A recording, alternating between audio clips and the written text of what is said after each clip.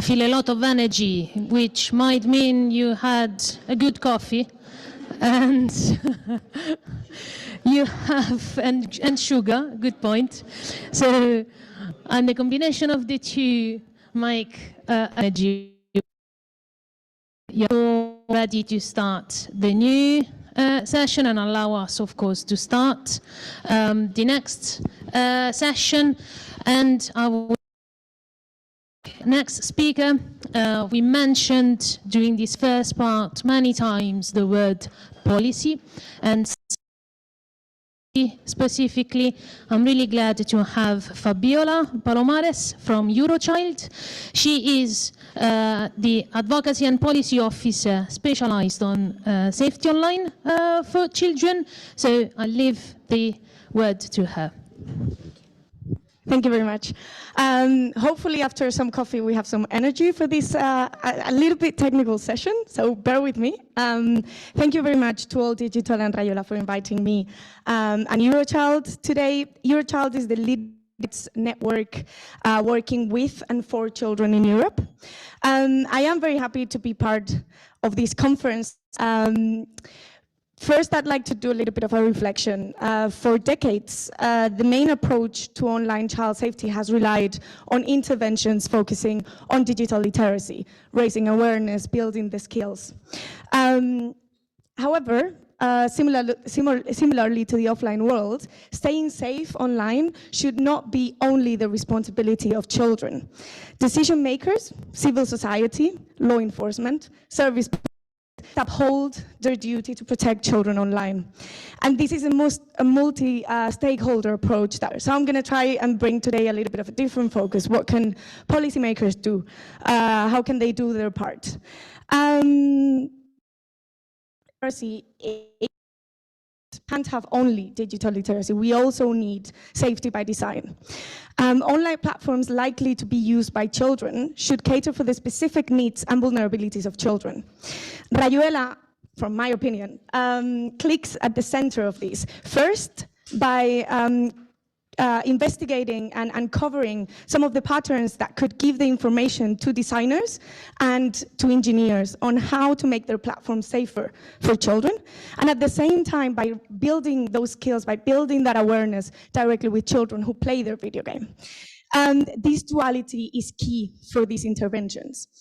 But children should be able to enjoy the same rights that they already hold offline in the online environment. This is safeguarded by the UN General Comment number 25 on children's rights in the digital environment, which was adopted in 2021 and complements the United Nations the UNCRC, sorry, the UN Convention on the Rights of the Child. I have my mind split between two languages today. However, this is far from being a reality. The general comment first says that children have the right to non-discrimination. However, actually, 5.4% children in Europe face digital deprivation. So access to digital products is actually a challenge for many children in Europe. The general comment also says that children have to be protected from all forms of violence. However, 1 in 5 children suffer child sexual abuse in Europe. And every 2 seconds, 2 images of child sexual abuse material are shared online. And 60% of the material that was shared in 2022 was traced back to the EU, to a European country. The general comment also says that the child's best interest has to be put in primary consideration, has to be considered a priority. However, we see tech companies designing algorithms that prioritize the commercial requirement for data and that prioritize consumption and hooking children to be more time online. With all the secondary effects that can have on children. So the reality is that children nowadays spend most of their time in platforms that are not designed for them. And what can we do about this? Well, there's quite a lot that we can do about this, thankfully. The European Union is trying very hard to have a multidisciplinary approach here. And proof of this is the Better Internet for Kids strategy, which was adopted in 2010, if I'm not mistaken, but was actualized or updated in 2022. And it has three main pillars that I'm going to cover today a little bit. But the main message I want to kind of say today is that we can make tech companies do their part. We can do legislation so that they uphold the responsibility to ensure the platforms are safe for children. So the first pillar of the big strategy, and I will refer to the strategy as big now, is safe digital experiences, and basically aims to protect children from harmful content, conduct, and commercial risks. There are many different initiatives that fall under this pillar, but I'm going to walk you a little bit through them. The first one is the Audiovisual Media Act, Services Act. Some of you might know it. It regulates the content that TVs, that broadcasters, that any audiovisual provider can post or share. This act has specific provisions for content that can affect minors. And if, for example, a content that can severely impair minors because of violent content or because of extreme sexual imagery, for example, it's actually banned from emission. Then from then on, it goes down, and there are different restrictions in terms of time. What time slot can you broadcast certain things? That was one of the first attempt of the European Union to protect children from content. Most importantly, recently, the Digital Services Act was adopted. This is a huge milestone in the European Union that civil society has been advocating for many years. It's a huge law, but in essence, there is one article that basically obliges companies to safeguard high standards of privacy, security, and safety for children online. Now, I know this is very vague, and I know this is very hard to enforce, but it is a huge step forward. It also bans the use of profiling in advertisement for children, and the use of dark patterns to basically influence children as consumers online. It also obliges very large online platforms, which are platforms with more than 45 million users, to do risk assessment and mitigation about how their services affect children's rights directly. So it is a step forward, but it is true, and I know what you're all thinking, that this is hard to enforce. So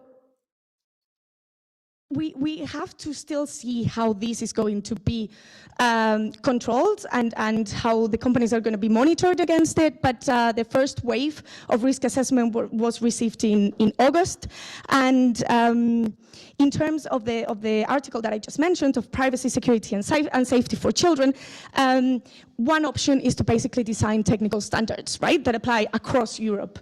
These technical standards are developed with the companies, but also with academia, with civil society, with a very wide range of stakeholders.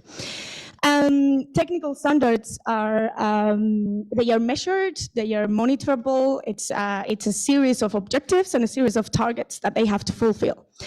Another option is to draft codes of practice, which are also voluntary, and they are also drafted with tech companies. Eurochild right now is working with the European Commission and also other partners in tech, in academia, etc., to write a code of practice on age-appropriate design. We are attempting to have a code that is child-centered and that put the responsibility on businesses and on their accountability. And that also prioritizes the inclusion of children, that they have a say, that they are in the room, and that they are the ones driving the design of such platforms.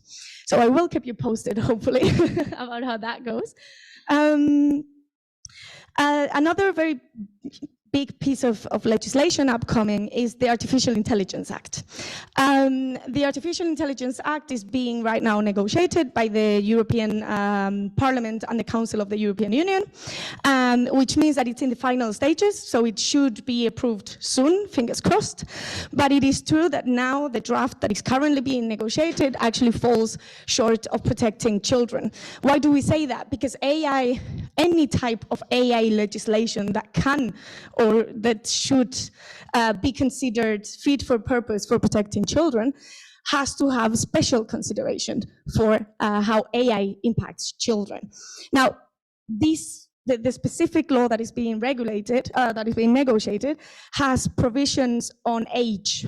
So basically AI providers, they have to do risk assessments on how their AI product will affect certain group ages.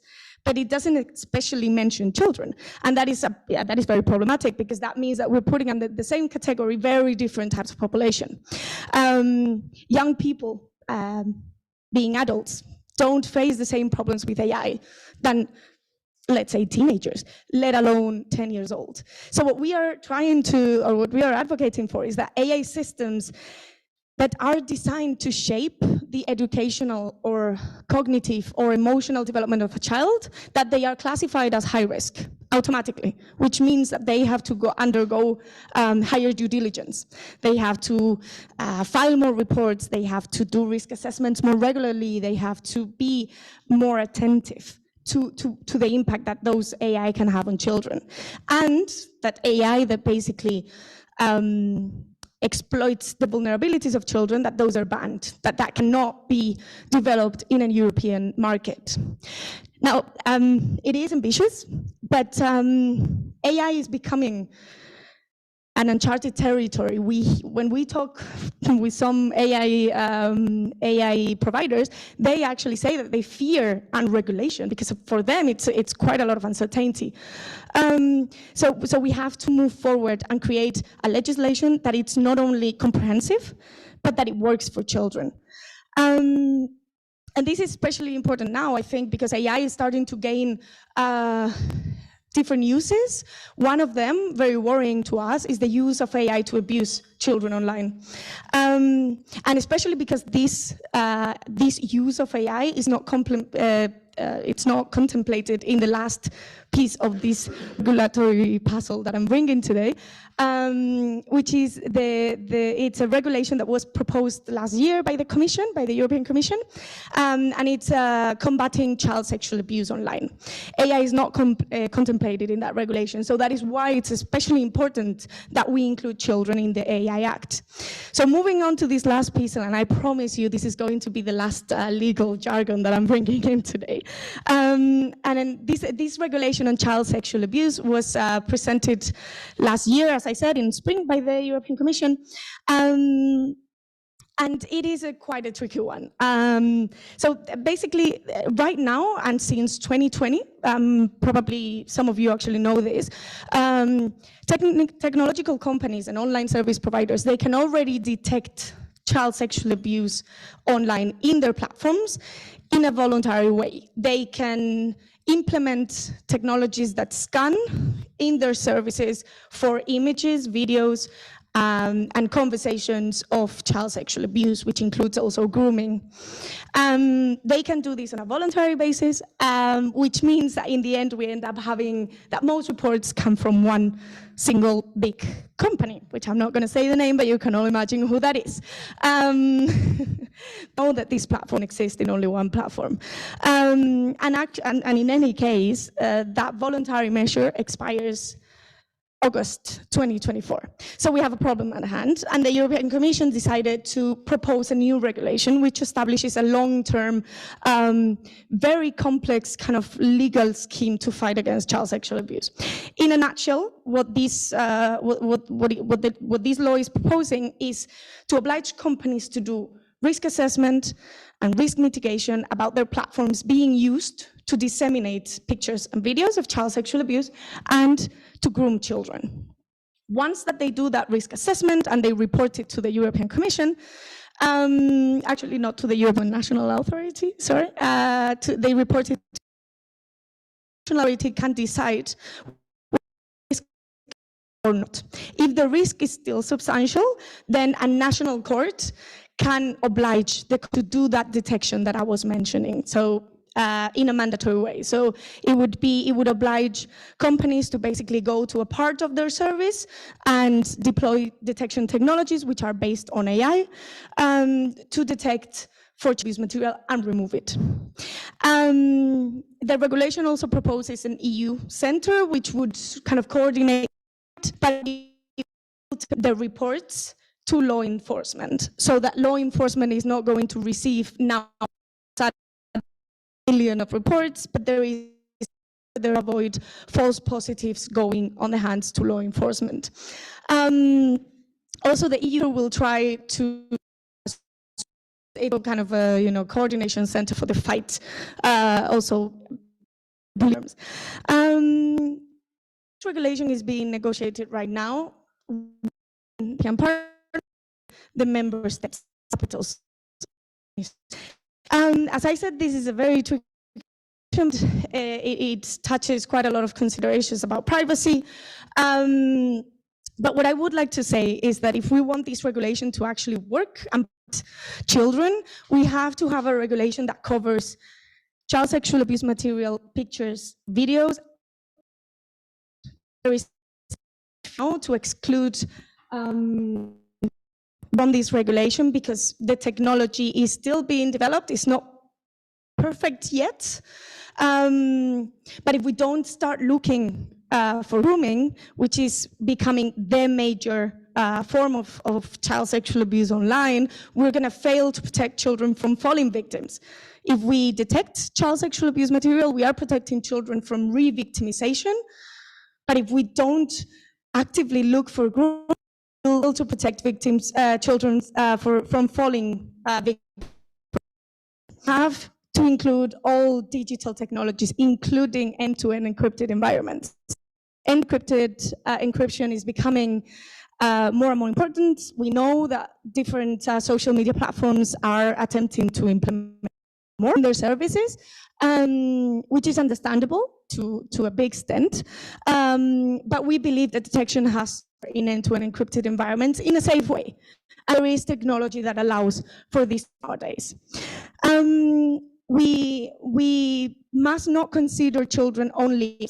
We have to consider children as full rights holders. And this is very important because children are not only beings in need have a right to privacy. They have a right to be protected. They also have a right to active participation. We cannot gatekeep children from the internet. Have a safe space for them to be able to exercise their rights. Even if we have advanced in all these areas, there are some significant challenges still remaining. For instance, the lack of age verification mechanisms that are reliable and that are safeguarded within these regulations. We do have age verification technology, no regulatory frameworks for it yet. And how can we protect children if we don't know if the user is a child? The strategy, the big strategy foresees the development of a European standard on online age verification by 2024. We hope to see that happening. But if we want age verification to work for children, we have to ensure that they are child-friendly, that they are privacy-preserving, and that they are accessible to all children, including children from vulnerable situations. For example, undocumented children, children from migrant families, very young children, so that we don't leave any child behind. Secondly, another challenge that remains is the rapid evolution of technology. Legislation can't catch up with how fast digital technologies work. And because of this, because legislation becomes obsolete faster and faster, we need to develop regulation that is technology neutral. And this means that it's adaptable to the new technologies that come. And because these laws cannot catch up with the digital innovation, we need digital empowerment. And that is the second big pillar of this European strategy, which aims to empower children to make good decisions online. It is key not to gatekeep children from the internet, but we have to make a safer internet, as I just explained, but we also need to teach them how to navigate when the internet cannot protect protect them, or at least the platforms cannot protect them. So the strategy basically sets a network of safer internet centers across Europe. They are in charge of raising awareness, but also they are in direct contact with children, with victims. They usually have hotlines and they provide support to victims. Eurochild is a membership organization, which means that we have members all across Europe, and we are working with them very closely to basically try to improve child protection systems so that they can address these needs, these rising needs, because in many cases, child protection systems, both national, but also schools, also first-line hotlines, they cannot, they don't know how to navigate these new technologies. But when we have worked with children, when we have talked to children, one of the key messages that we have received is basically that we need to embed digital literacy in school curriculums. That is a big shout out. And finally, before closing, I just want to touch upon the last pillar of the big strategy, which is child participation. Child participation is key. And it's bringing the voices of children to the table. It's asking children, it's talking to children about this.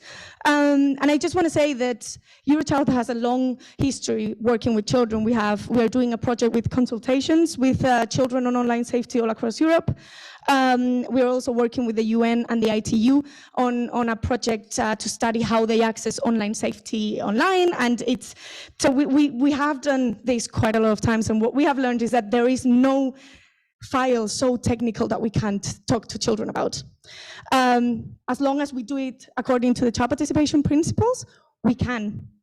So I encourage you, as Rayuela has done, to bring the voices of children, to bring their experiences, their ideas, how they cope with the situations, to understand how the internet has to be modified in a way that works for them. And just to close up, just to say that we must empower children as digital citizens by providing them online spaces that accounts for their needs and their vulnerabilities. And projects like Rayuela are perfect for this. They bring in the knowledge on how to do this. So thank you very much for having me here. And if you have any questions, I'm happy to respond. After the question. Thanks, Fabiola. Are there questions, comments, also from online? If online participants, you could type them in the chat, we will be able to raise them. Thank you, Claudia. Thank you, Fabiola. My question is a nasty one, but I'll formulate it nicely. I absolutely agree with you on the online grooming thing. That has to be included.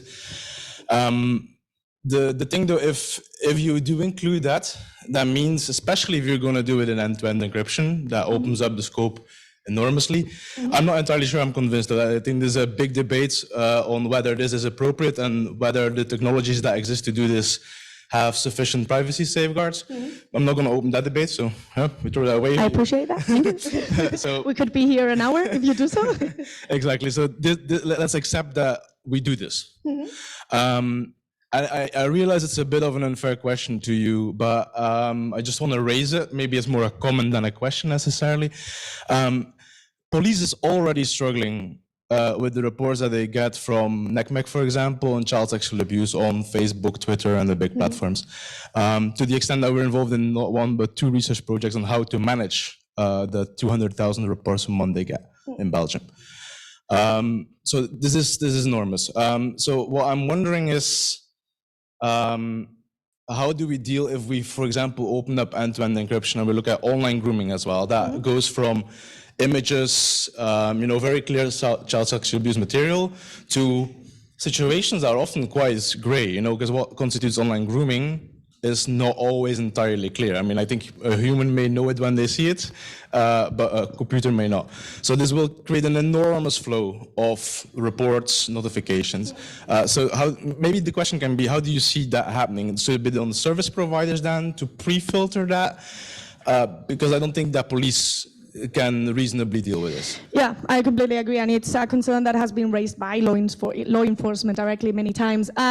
What I see happening, according to what's written on the law as it is now, is that there will be a huge role played by Europol and this EU center that I said that is going to be created. So the EU center is going to be the one which will be filtering those reports. First, to avoid the false positives. It is true, technology is not perfect yet, to avoid overwhelming national law enforcement. How it will play out, I think it still needs to be more concretized. And it's something that the decision makers in Europe are doing right now, trying to figure it out together with Europol, how this is going to work out in practice. But it is a good concern. Thank you very much, Fabiola, for the great presentation. I think you provided us with a great overview of the regulation scene in Europe, highlighting the key points and the key challenges. I think that when the problem is clear, the solution is also clear. You regulate, and then, as you said, you have the great challenge of enforcing the law, right? That maybe can be addressed in the next sessions. But when the problem is not clear, I think that research play a key role to shed light on such a fuzzy topics, let's say. So I'd like to know if you have room, civil societies, organizations, and non-governmental organizations, if you have room to influence research agenda, and if you are active on this, because I think that you have, the regulation clear and also the first-hand experience working with people. Thank you. A big part of civil society actually does research itself too. The academic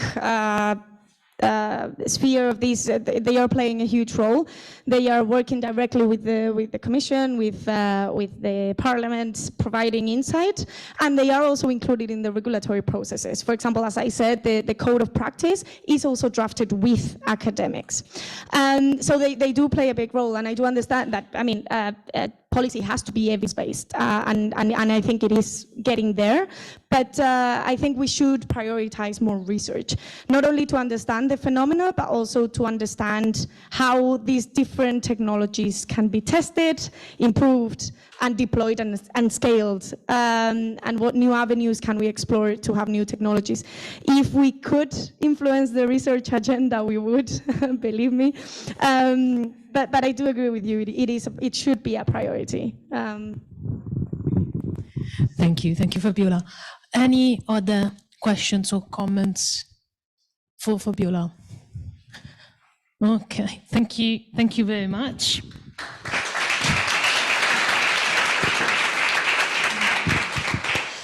And I would now invite Nick Azeri to join us for the next speech from Europol that we just mentioned.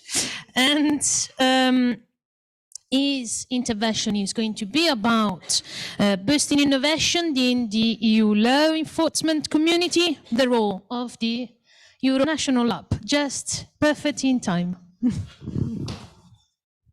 Thank you.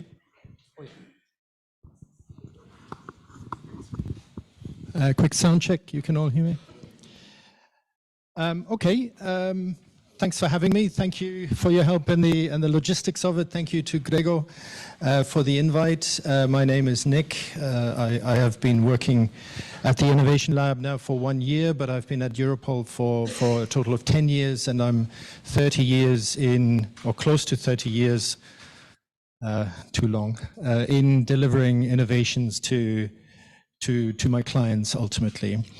I'm very pleased to have heard, and thank you to the previous speakers. I'm very pleased to have heard a couple of touch points which may help provide something from or connection to my presentation. I wasn't quite sure how this was going to fit in, except that indeed, as Gregor mentioned, we're going to host, hopefully, the software, the Rayuela software on the Europol tool repository for dissemination to law enforcement practitioners. So I'll finish with that. So And I'll take you through some aspects of what we consider to be principles of innovation at Europol, at the innovation, and hopefully you'll find some point of interest. Very special shout out to the colleagues in the law enforcement teams. If you are not yet members of the Europol platform for experts, maybe you should consider that. We can talk afterwards. We know from experience that criminals are early adopters of new technologies. They are very innovative themselves. The major revision of ChatGPT that came out in November of 2022, we were already seeing the criminal use of ChatGPT by December. So it didn't take time at all.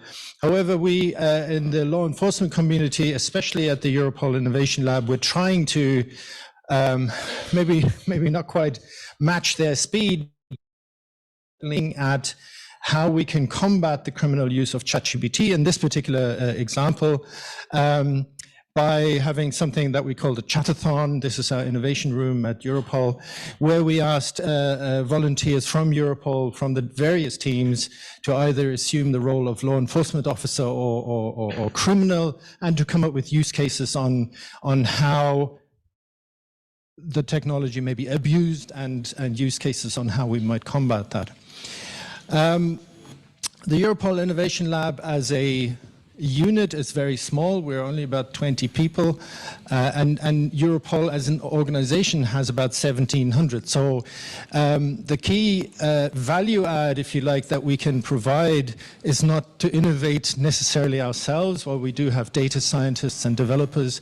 It is really about bringing people together, and we do have the ability through the existing Europol networks to bring people together to avoid duplication, avoid competition, and to avoid missed opportunities. And we know, we just heard about potential use of AI in the production and dissemination of child sexual abuse material. We know that a lot of countries are working on essentially the same thing. So our aim is to bring people together to maybe avoid some of the wasted effort. A couple of points, couple of data points, if you like, on Europol itself.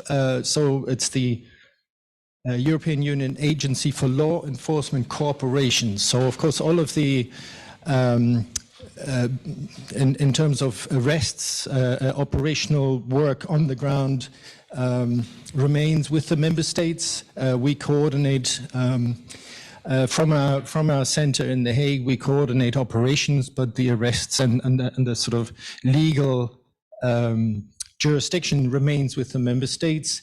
We have 5 centers, as you can see there. Europol started as a drugs unit, then became a center for serious and organized crime. And since about 2016/17, after the terrorist attacks in Paris and Brussels and Nice and elsewhere, the Counterterrorism Center was formed. Before that, the Cybercrime Center, and so on. One of the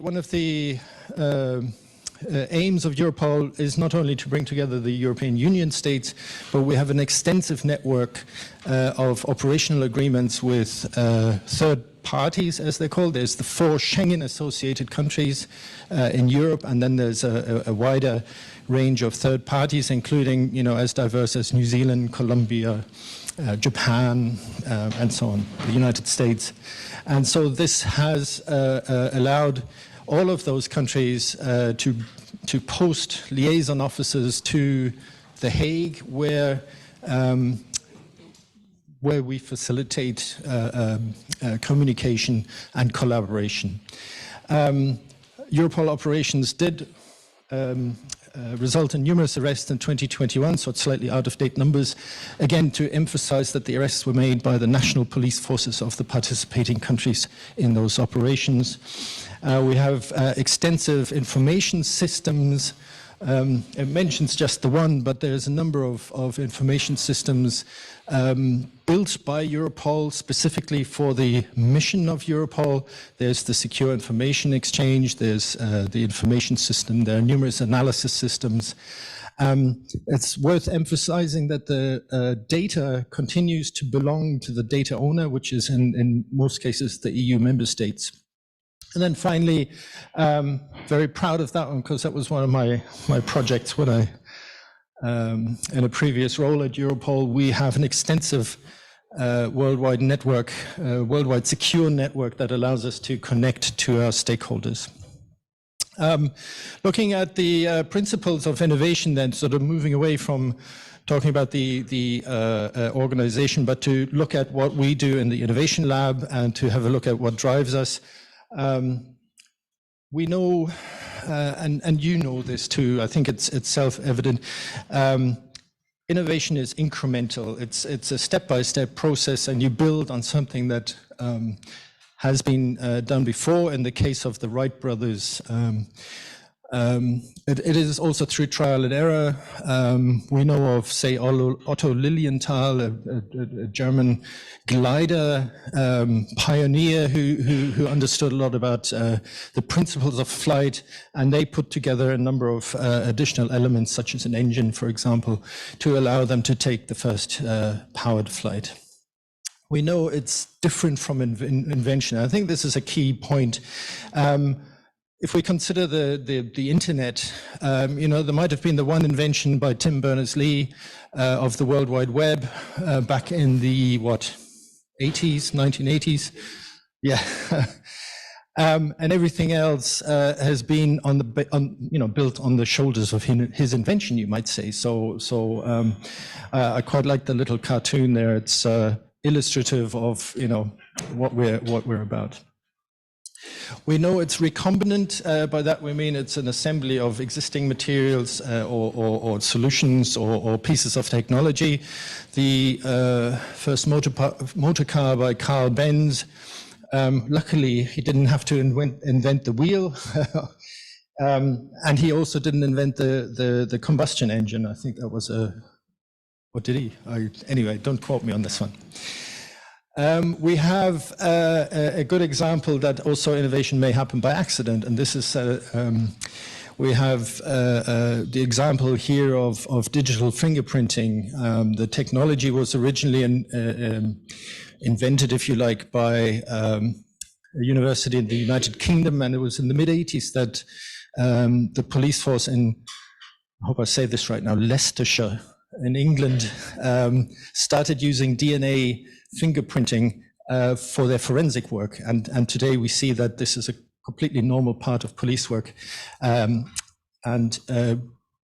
it's a use of a technology for which the originators, you know, they had no idea that this would happen. And finally, it's collaborative. We know from coming together in fora like these that the idea that somebody might on their own develop something in a garage are probably long gone. And if you look at something like the physics papers published around findings from the Large Hadron Collider, they're often up to, you know, possibly in excess of 1,000 names on them. So the Europol Innovation Lab, then in a nutshell, we enable, not by doing everything ourselves, but we allow law enforcement agencies, law enforcement officers to come together, and we co-create, and we try to, as I said, avoid duplication, competition, and missed opportunities. So how do we do that? We offer a number of services and a number of structures. I won't go into that in detail, but one thing to which you also have access if you go to the Europol website are reports. So we had a very large resonance. My colleague Mark published a report on the criminal abuse of ChatGPT, for example. I think it'll be on our website. Lots of interest was generated. We talked about deep fakes, we talked about the metaverse and things like that. So these are technology developments that are pertinent to law enforcement, and how does law enforcement respond to these developments. We're just working on quantum computing. This sounds like science fiction, and it probably is. So quantum computing, I won't explain it here. I can't pretend to understand it. But what we can all get our heads around is that quantum computing is going to be excellent at decryption. And so we think, the report will show this in a few weeks' time, so look out for it. We think that criminals might store data now in order to use quantum computing in the future to decrypt that data at a later stage. So there's a real scenario that we need to, as a society, to be aware of. Yeah, I'm not going to go into it on quantum computing. It's fiendishly complex.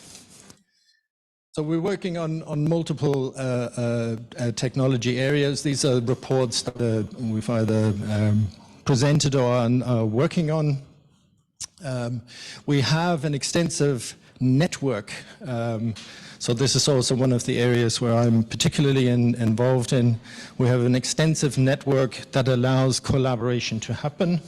As I said, with the member states, but also with other agencies. So we collaborate with CEPOL in the EU Innovation Hub, for example, and other agencies. How am I doing for time? Is that okay? One thing we heard about the AI Act, and thank you again for that presentation.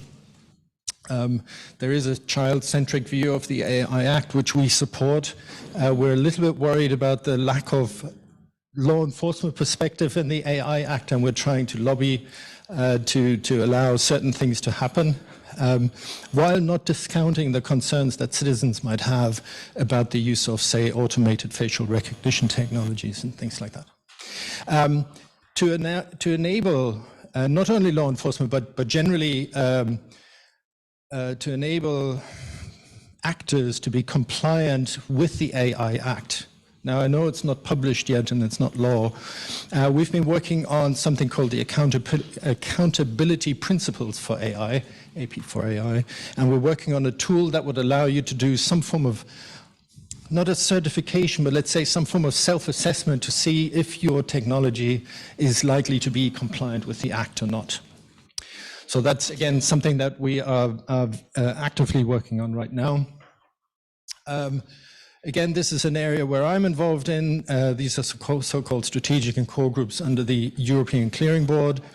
The European Clearing Board is the member states and the 4 Schengen associated countries. And we are looking at aspects of technology, but also things like ethics and technology foresight, and how it might impact law enforcement and what we can do to shape the future. I'm particularly, where is it? Don't I? No, it's not working. Okay. The online policing one that I'm involved in, particularly, and that's how we got to talk to Gregor and the team, is concerned with some of the aspects that have been raised in the course of these presentations that we've heard. And I was particularly interested in the one actually talking to the children. And we want to, through the leadership provided by Norway and Denmark, encourage member states and the associated countries to adopt online policing. What is that? That's uniformed, overt, online presence, just like you might have police boots on the ground in the streets, you would have them online. And we're encountering some resistance from senior decision makers, because their view is, oh, that's just young police officers playing games like Counter-Strike and Fortnite and Minecraft, but that's where the kids are. And we found we need to talk to them at eye level, at sort of, not quite peer-to-peer, because of course the police officers are adults, but certainly at their level. And so it's interesting to see how some of these new areas of policing are going to shape how we interact with our kids in the future. And Yeah, maybe just to round this off, so we have something called the Innovation Awards. Next week, it's this week or next week, is the European Police Chiefs Conference that Europol hosts. And as part of that, there will be Innovation Awards for the best operation, best system, most inclusive, I forget the third category, but it's certainly something that we have put out there, and it's getting a lot of resonance with law enforcement practitioners, and that's something we sponsor as well. And then finishing it up and closing the loop back to my starting point, which is the Europol tool repository. So our services at the Europol Innovation Lab can be summarized in 5 main areas. A couple of them are very technical. The tool wiki and the code repository is really for specialists, coders. We have something called innovation grants, which is low value at the moment, but that might grow. I'm working on the research and innovation sandbox, which allows us to test algorithms, AI systems with law enforcement data. So this is a new aspect of regulation. And then finally, the tool repository. This is only open to law enforcement, but it is a way for law enforcement to upload and download free of charge tools for various things, such as, actually, I think I have a slide there. So we have things like data analysis, OSINT, and so on and so on. And if I go back one, the sandbox then, just as a technical environment that is both secure, it's compliant, it's legal, it's ethical, and it allows us to determine how we might automate certain tasks. We talked about child sexual abuse material, and I'll finish on this point. The vast majority of data that we receive, for example, is seized material from distributors.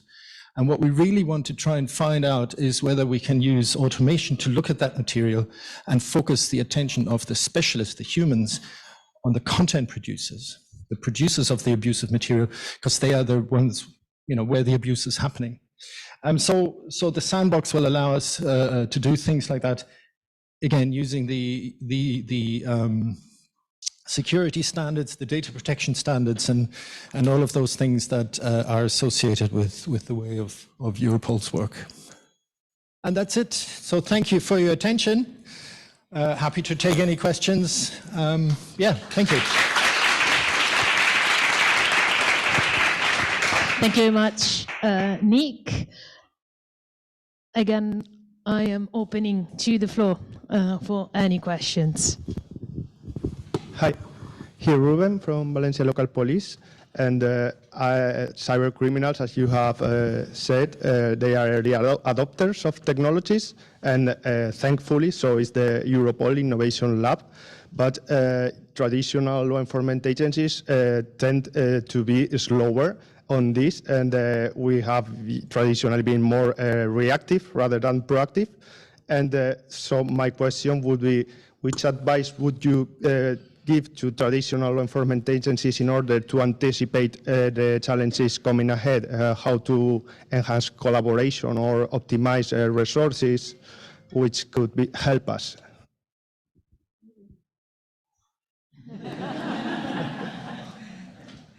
Allow me to answer it in two ways. So the one is the sort of operational way. I've already mentioned that if you guys are not yet part of the Europol platform for experts, you should join. If you have technical skills, you should join the Innovation Lab platform, and from there you will be given access to the Europol tool repository, for example. So that allows you to see what's going on. Maybe that allows you to take ideas to your hierarchy.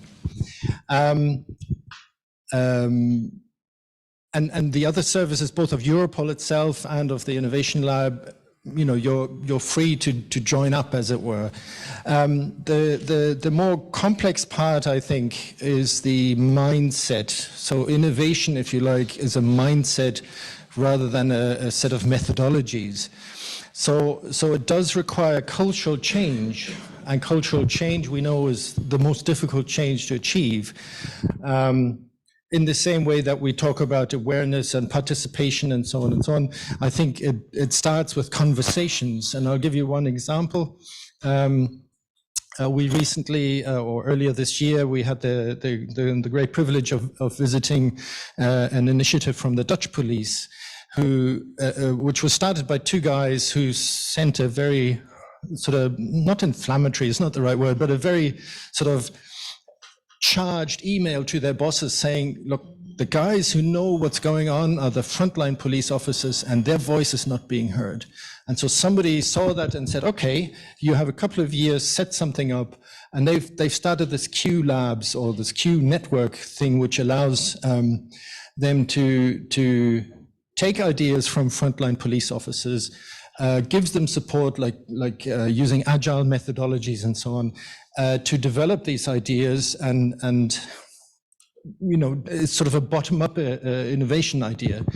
The top-down version, as you say, we have legal constraints, we have data protection constraints, we have to make sure the data is secure. That's the opposite of fast, right? So we have to find alternative ways of communicating with each other in order to change people's mindsets. And so I'm sorry if that's the best I can do for now, but maybe there's a starting point for you. Hi, I'm Kaisa Kago from the Estonian Police and Border Guard Board. There was a lot of talk about artificial intelligence, and I know that the European Commission is currently working on the legal framework.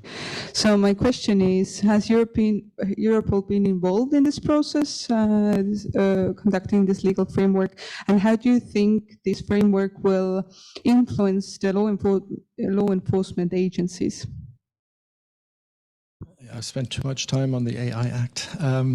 So a couple of things. So there is a formal process of consultation to which Europol has had input. And I kind of shot through the slides early on, or I can go back to it maybe. Through the second. Here we go. We have a strategic group on artificial intelligence where practitioners from the member states and associated countries have come together to look at the AI Act from the perspective of law enforcement and to point out certain provisions of the Act where it doesn't go far enough for law enforcement. And there's a lobbying effort underway, if I can call it that, in order to try and maybe also just worth mentioning that the position of the Parliament versus the Council are quite significantly apart at the moment. And this dialogue that you mentioned in your presentation earlier, hopefully will bridge that gap. So we are very concerned that certain uses of AI are totally prohibited and other uses of AI essential to law enforcement would be deemed high risk. And we want to change that, notwithstanding that there are concerns in the general population about the application of AI, but there are certain things that need to happen. We mentioned the volume of data, for example. We cannot process it using humans alone. And in the case of the CSAM material, we don't want humans to process it all because it does funny things to people's heads, seeing all this abuse material. So we want to be able to use automation, AI, advanced data analytic systems to do the work for us. And we are very concerned that some provisions in the AI Act may not allow us to do that in the future. But please note, the AI Act is not final, and therefore we cannot say for certain what's going to be in it.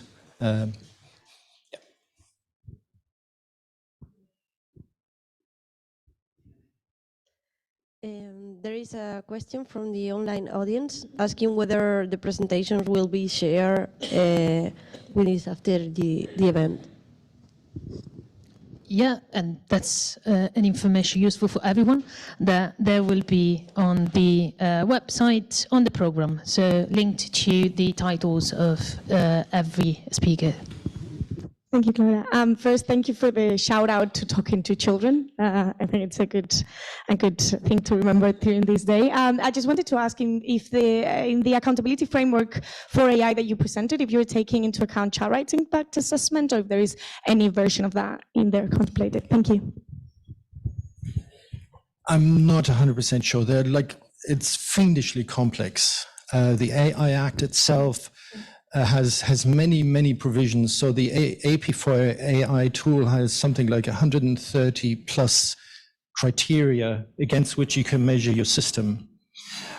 Is that particular one there? I don't know. It might be worth going to the website, or maybe we can exchange contact information and I can try and find out more for you afterwards. That would be great. Thank you. And last question, at least from my previous checking of the audience. Am I between you and your lunch? Not yet, not yet. Thank you very much, Nick, for the great presentation. I think you do such a great work in the Europol Innovation Lab, avoiding that people reinvent the wheel, which is something that we love in science and research, and also harmonizing the high number of tools that are out there, right?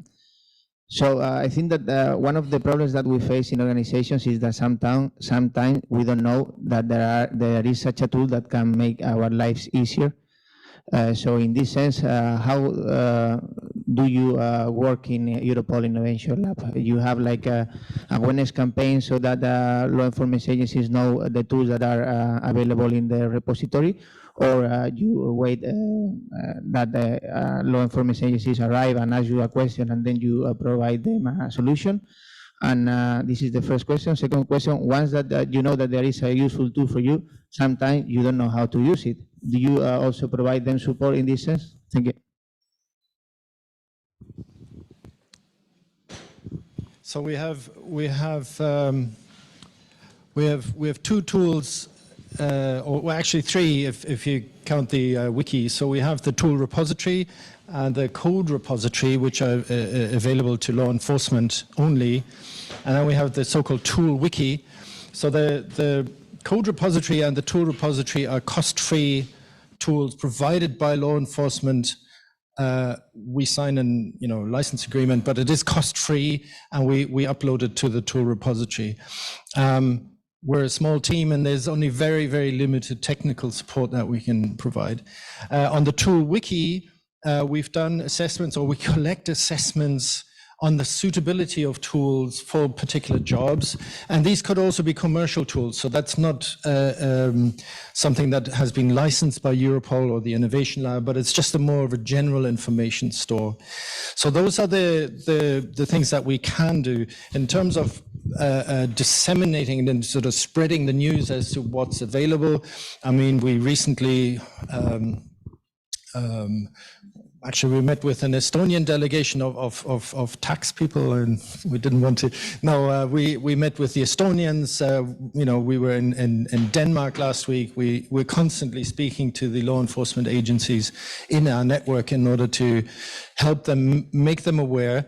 I didn't include it in the slide deck, but we have a really good success story of a tool that was uploaded by the French gendarmerie, and then it was downloaded by the Irish Angada. And they used one of the tools to free a victim of human trafficking. And so by having success stories, by having events, we can spread the information. We have something called the Europol Platform for Experts, which has several thousand people who've signed up from the various law enforcement agencies. And so for our part, we can have some confidence that we're reaching the right people. When it comes to the wider scientific community, I can only answer in an aspirational way insofar as we are hoping. So we now have a mandate to collaborate more closely with academia, and I can only hope that we can identify ways to do that. And that is something we aspire to do, and it's one of our strategic priorities into the future. So maybe not quite the answer you were looking for at this stage, but it's probably best I can give you there. Very last one, and please straight directly to the point. It's a bit related to what you were discussing just now, because I do a lot of research projects for mobile, for example, was on your slides. It's a project I worked on as well. So at some point, the output of that project, gets into Europol's hands. Is there currently, or are you planning at some point to kind of set up a feedback loop? Because what I feel is sometimes, I was at the Eden conference of Europol last week, just to keep my finger on the pulse of what law enforcement needs. And I think this is a big challenge where I feel sometimes research projects are aiming at something that they hope or think or anecdotally feel law enforcement needs. But whether that's representative of law enforcement as a whole, specifically smaller local law enforcement, is, I think, a big question mark. So is this something that is on the agenda as well, to kind of organize a feedback loop from, for example, the 4 mobile tools that we produced, the Rayuela tool? Is it used? Do people actually use it, disseminate, or was this maybe a shot in the dark that didn't actually, didn't gather interest from practice? So I think that might be quite useful to make sure that the European Union uses the money for research in the best way. Yeah, it'd be interesting. To whom would we be providing that feedback? So I suppose the short answer is no, there isn't. There are ways to get the information out, not in a concerted or systematic way. Again, pointing to things like these types of conferences where we might give anecdotal pieces of information, but we don't have a systemic or systematic way of doing that. What we can say, Europol's role in Horizon Europe is now different to Horizon 2020, where we will be not taking part in those projects anymore, but providing assessments or evaluations, I think is the correct term, to the Commission. So we are now an evaluator of proposals. So if a call goes out and proposal comes in, we have, my colleague is preparing a pool of experts, if you like, to assess a proposal on the benefits for law enforcement. That may have some kind of filtering function, which sort of vaguely addresses one of the points you just made around the usefulness, or and if we don't feel it's of use to law enforcement, then I think we will say so. And that was I don't want to say we don't put the Europol stamp on it. But it is a brand, if you like, and if we feel it's worthwhile, we will say so. Yeah. Thank you very much, Nick, and thanks everyone. Thank you.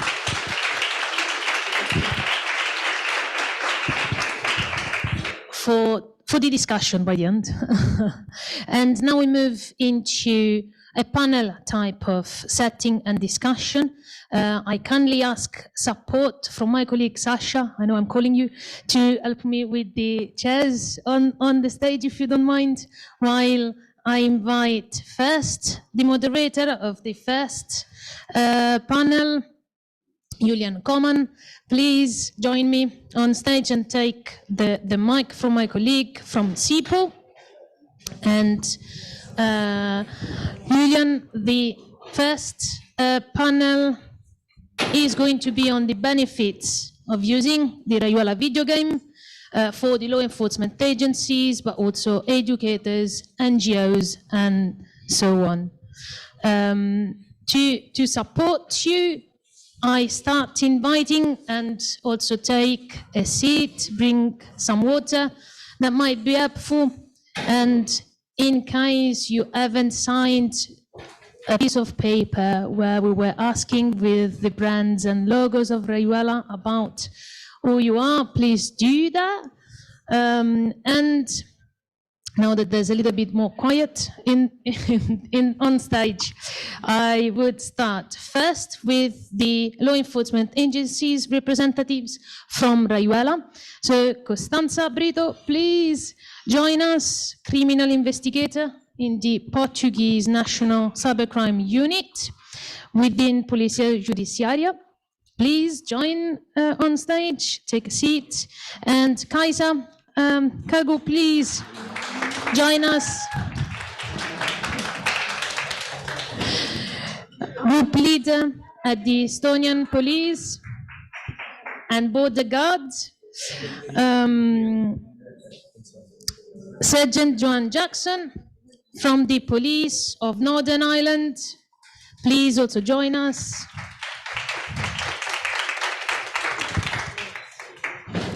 And please take a seat, take a seat. Seems like we are going to, to ask you for awkward questions. Ruben Fernandez, please join us too.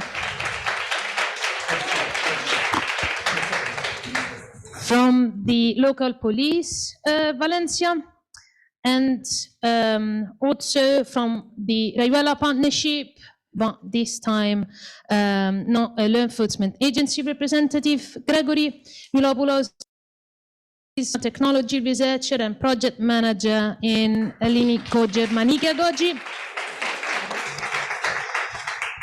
I would like also to engage my colleague, so from All Digital, Dea Krali, that has supported us with the video game piloting with our members from across Europe.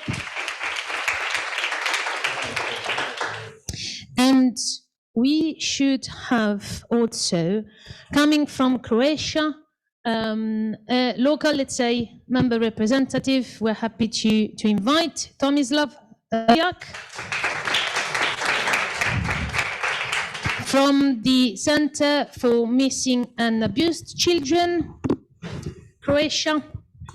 And last but not least, we should have online, and I'm looking at the back in the screen, we should see, I see you, Una, lovely. So Una O'Sullivan, corporate affairs manager at Microsoft, and Una has been also engaged within piloting the Rayuela game, as she will for sure address. I hope you can hear us well, Una, yes. And welcome. Yes. Great, lovely. Welcome, and I leave the floor to Julian. Yes, thank you very much. Yeah, very nice to have everybody here and to see familiar faces. I'm very happy to be part again of this Rayuela type of conference. This is the last one, unfortunately. I've been in Valencia before, so a very nice conference there as well. Well, it seems like we have only 10 minutes left, right? So fast, we just say one word. Take your time, take your time, take your time. Okay, okay, thank you very much. We discussed a lot of things already, and some interesting discussions we were holding about the importance of having a serious game involved in protection and of cybercrime, maybe earlier detection as well. And that's why we have here different people from different kind of, let's call them agencies, or also private sectors and so on, NGOs. So it will be nice for everybody to hear about their experience, because the first question is about the experience on piloting the Rayuela game. So I'm gonna go through all of you. So this is the way we are going to do this. I'm going through all the speakers. Just briefly tell me, 1-2 minutes, what's your experience on handling this game? You had the chance to go through the demo, you had the link. Some of you maybe more than that, of course. So I will be happy to ask you first, Gregory Milopoulos. You're an education and technology researcher. You have experience in research as well, in projects as well. What's your experience with this game now? Hello, everybody. Very nice to be here. Actually, I think that we had the most interesting work package. Sorry for the other work packages, because we had to play the game all the time with students. We managed to, all of us together, to make 2,141 children from 13 countries play the game. So I think it's one of the most validated games so far that are the result of a European project. And apart from technical things and being part of a European project, I am certain that seeing the reactions of the students, at least in Greece, but also from the reports I got from the other countries, that students really enjoyed the game. And at the same time, they learned a lot of things about cybercrimes, because they may seem now, the results may seem very, let's say, rational to us, but it's not the same for children, also for children at 12 years old, for example. So they learned a lot of practical things, and they enjoyed it as well. And at least in my school, the management said that they want to replay the game this year. So this is very important. Thank you. This is great to hear. Probably this is what all the project team wants to hear, right? People want to play it and to have analyze more data. And then I'm going to Ruben. Ruben, actually, he was my first contact in Rayuela. He was the one contacted me, and we had our first discussions about this and how people can be involved. And thank you very much, Ruben. I have to tell you this. Ruben is a project manager in Valencia Local Police, and you were involved from the beginning in both CC Drive and also Rayuela. So please tell me your experience with the game now. Thank you, Julian, for your words. We have been involved with the piloting. We are Valencia Local Police with the local profile have a lot of involvement with citizens in schools by means of the Help to Prevent program. We initially started with topics such as drug abuse or other things that are not so related with the cyber world, but we have switched it in the last years or decades. And what I have personally witnessed with the piloting that we have done in 2 different schools, 170 students more or less, is that the engagement that we have done compared to the traditional speeches and awareness campaigns that we do, that is with a PowerPoint presentation and just teaching the students on this issue, we have achieved a lot more of engagement with this serious game. And not only with the students, we have seen that the school directors are also very interested in this new approach to addressing the cyber issues. Thank you. Thank you very much, Ruben. Thanks. We continue with some experience, so continuing the police experience, right? Because I have next to me on my right side, I have Constanza from Polícia Judiciária from Portugal. You're an investigator. You had the chance to pilot also the game. Can you tell me your experience?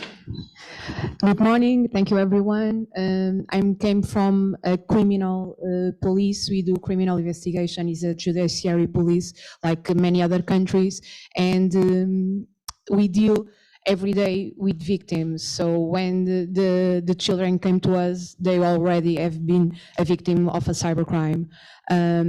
However, we do, as a national unit, we do many campaigns, many prevention sessions, and performing the pilots in Portugal allow us for know that is the best tool we can have this moment to reach the children. As my colleague said, usually we do PowerPoint presentations, we achieve some results, that's true, but we need better communication tools. And the Rayuela game, it's the children kind of communication, and they achieve better results. They understand better which kind of behaviors we need to improve and which kind of situations we need to be concerning about. So for us, it was a very good experience. We performed the pilots during the third phase of the pilots during June, July, and we get most than 100 kids, and all the sessions were very productive. And yeah, I'm just like, you said that, and also previous speaker from Europol saying that targeting, but we have to have the same communication channel as they need. So as you said, for the children, communication channel that you have, so that's a very good point that you highlighted there. I'm continuing, and I'm Estonia, right? And I have next to me Kaisa from Estonian Police and Border Guard Board, if I'm not mistaken. Yes. Tell how this piloting of this. Sorry, we have only one. Yes, thank you. So we piloted in 5 different schools. We had around 100 students who tested the game. And as my colleagues also but obviously, well, of course, children like to play games, shocking. They like it more than presentation. So this was definitely one of the key elements. The second one was, well, obviously we all know how technically skilled the students are, but this is also a reflection of the game, that the game is well designed and it's easy to use. And the third one was that the game was better received for students who were younger, so 12, 11, 13. And we also tested the game in a festival called Opinion Festival. And there we had also students, or not students, but adolescents who were aged 8, 7.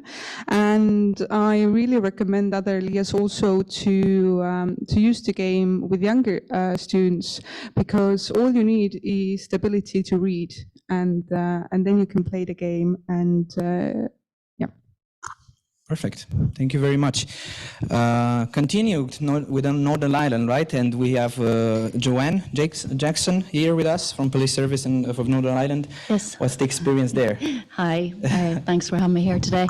Yes, we piloted the game with about 50 students, and we found it was received really well with the students as well as the teachers. Again, as previously said, the younger children seem to engage better. When they reached the age of 15, we found their interest was a little less, and we found the younger ones got a wee bit more from it. The feedback from the teachers, very much, they want to use this. They think it's a great tool. There's a big gap in Northern Ireland. We have found that cybercrime among young people online has grown so rapidly that we haven't actually caught up with the education side of things. So I think this game is really going to plug that gap, and it's something that was really going to benefit Northern Ireland and again our Irish counterparts as well in the future. Perfect. It's good to hear that. And we continue. Sorry, I was missing her name because it was a surprise for me. That will be a long list of the speakers. But please, I know you involved a lot also in this project as well. So please tell us your experience. So first of all, I can just agree with everything that was said already. We share similar experience. From All Digital side, we didn't test the game ourselves, but we involved 9 of our member organizations, which also allowed us for a great geographical coverage. So we covered Spain, Italy, Croatia, Serbia, Hungary, Belgium, and Netherlands, and maybe some other country which I'm forgetting right now. So in total, we involved over 350 students, and we share, based on the feedback we received from our members, we also noticed that the game seemed to speak more to younger audience, so to younger students, even though in general the feedback was very positive. And something that seemed very good from the feedback from our members, but at the same time worrying, was that students often felt recognized in the stories that were there. So from one side, it's good for them to know that they're not alone, while at the same time, it's worrying that they can recognize themselves so easily. Perfect. Thank you. Now I'm going online because I want to keep a line that we agreed before in our emails. So I'm going online because Yuna from Microsoft is here with us. And I know, Yuna, before answering this question in your perspective, you wanted also to share something about your research briefly, please, because also people want to go to lunch, and I'm sorry if I will take a lot of time. Please, Yuna, I understand, and I'm sorry I can't be with you in person in beautiful Croatia. I definitely align very much with the previous comments.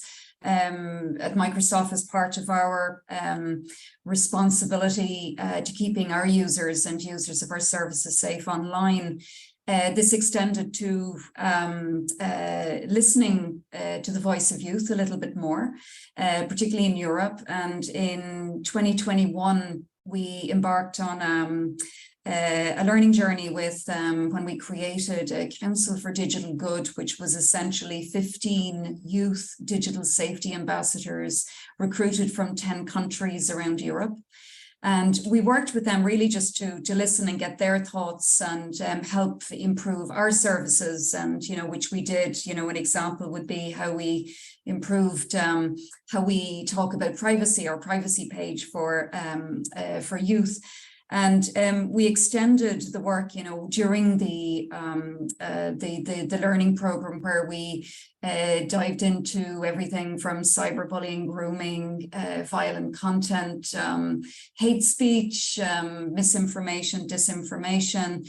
We also extended that to engaging with civil society organizations and, test driving new innovative approaches to learning about online safety and just staying safe online. And that's how we came into contact with the Rayuela project and through All Digital. And we had a workshop, a 3-hour workshop with these 15 digital safety ambassadors in over a year ago. And I would say that well, certainly you were preaching to the choir, because it was already a very cyber safety savvy group, cohort of young people. And the feedback was overwhelmingly positive. I recognized that in some of the comments that were made earlier. Well designed, easy to use. They went through a couple of different scenarios: cyberbullying, online grooming, human trafficking, and also wearables. So overall, very, very positive. They weren't shy with their feedback; they never are. And well done to the Rayuela team for reaching out to so many youth organizations, because I think they were absolutely delighted to be involved and to contribute to improving the experience for other young people online. Thank you very much, Una. I'm glad to hear the positive experience that you also share, like the others. And now I'm going to Tomislav. He's from Croatia. He's the executive director of one of the biggest NGOs here. You downloaded the game, right? What's your experience with the game? Have you seen it? Well, I think that the game is appropriate for younger children, but as any preventional tool, it's always good for children to learn from interesting and entertainment, like it is a video game. But I think that at the end, and that is coming from my experience working with the children and the parents, is we need to empower more parents to understand the threats are real regarding on that cyber crimes on internet. So when the child is playing the game and he's being realized that he has information that his friend or someone in the classroom, whatever, is being bullied or he's been the victim, that he needs to talk with someone. First of all, there are parents, but experience from my work and the country here and surrounding is that parents are lacking of that information. So I think that video game is good, but I would recommend for that the parent and child are playing together, because it's teaching the child and the parent, because the parent is protective factor of in the families and everything. So I think that is also something that should be considered. Perfect. Thank you very much. And because I have my back, because I will finish with the first question, and sorry that I'm doing this, probably weren't expecting, but let's wrap up point one, yeah? We had some good points here. It's a good communication channel, right? We heard? Communication, right? We said that positive feedback from both children, right? Parents, can we say parents? Teachers, good. Teachers, good. And we said that we can, I heard here that we can target also ages younger, yeah, right? Target younger children. Good. So this will be the first question. Okay, I'm continuing with the second question. Now, the benefits of adopting the game, probably targeting mainly to the law enforcement officials, law enforcement agencies. But how can you benefit, not only from law enforcement, but all of us, NGO educators, law enforcement agents, how can we benefit of using this game? Maybe we answered a little bit of it, but maybe we can go further to discussion. Gregory, if I can ask you to, how do you see it? Well, I think the benefits are that this is something that will leave a legacy because even as it is right now, it is very useful. And as I told you before, it will be used again next year in our school at least. But also it can be very much improved with new suggestions, with maybe new levels. And also this suggestion was very good that maybe we can make the parents play together with the students. I liked it very much. We didn't think of that during the project. So I think that it's a very good start. We proved that it worked, and so we can continue from here. Perfect, thank you. I'm going further to Ruben. Ruben, how do you see it from a law enforcement perspective? Well, first of all, I think that Rayuela can be make an example of transferability because the game it's going to be as a resource for law enforcement agencies for them to use it free of charge, and therefore it can become a very powerful tool to be used in our campaigns. And specifically, another benefit that I can see as a law enforcement agency is that the game is not only teaching and creating awareness, but also the data analysis part can help us target or address specific issues and tailor the interventions that we can do depending of the most problematic issue that we have found, or well, the data analysis might help us address this more adequately, tailoring our intervention. Okay, thank you. And this is a very interesting point about data analysis. In CIPOL, we had in 21 operational training analysis on child sexual exploitation. And then one of the main topics mentioned by the member states was victim identification, because this is the hardest part, right? To identify the victim, because the person will not come, the child will not come to you to tell you because he will be afraid of different aspects. So using the game might be, right, a way maybe to identify this. Good. Going further, Constanza. This game, it's started to do a better job, and we hope to spread the game and to spread the usability of the game all across the country, because we think that might be a tool for the curriculum of the schools. It can be used as a booster of these topics when we talk to children how to be safe online. So it's the main gain. It's the very effective tool to start it to speak about this kind of cybercrimes. Thank you, Constanza. Kaisa, benefits that we see? Yes, so we are on our way from becoming a reactive organization to a preventive one. This means that we use preventive work in every line of the work. And when we talk about the game, then we really can use the game when we are talking with adolescents or our communities, so community police officers, web police officers. The second one is that one key element when we are talking about prevention is cooperation, and cooperation with schools, cooperation with the youth centers, and so on.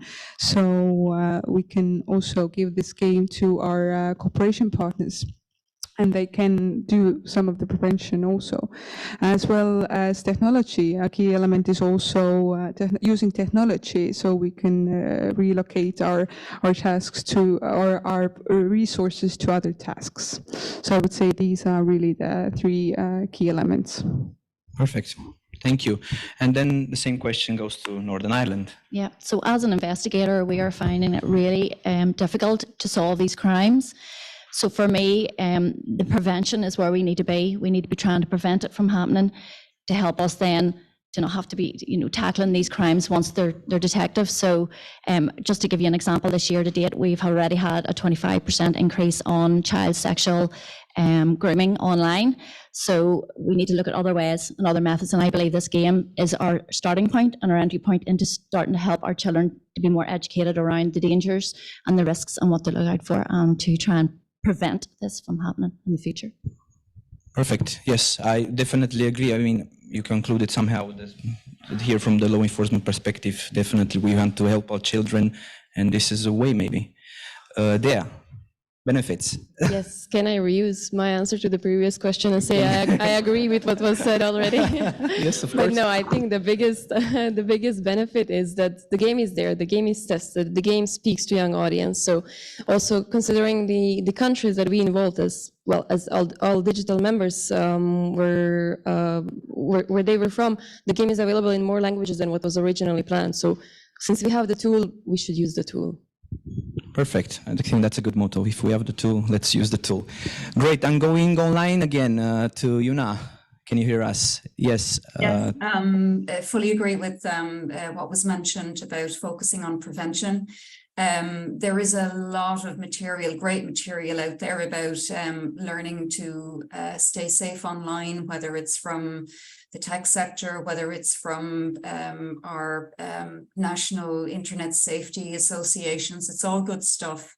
But I do think that I believe in the power of gaming and making it fun and interactive and building knowledge and building that awareness among young people in tandem, of course, with all the other measures that need to happen. There's a huge appetite for this. We've seen it ourselves on the Microsoft side with Minecraft education in teaching kids about privacy, what you can share, what you're not supposed to share. And if I could make an additional point as well, just that, from this global research that we do each year about risks online, one point that came back very clearly is that there's a huge gap in the perceptions of what parents are saying as risk, what parents are saying in terms of what they feel their children are experiencing online, and what teenagers are saying. There's a huge gap, and so clearly teenagers, they're not telling everything, that they don't always have the safe space to talk about their experiences online without blame.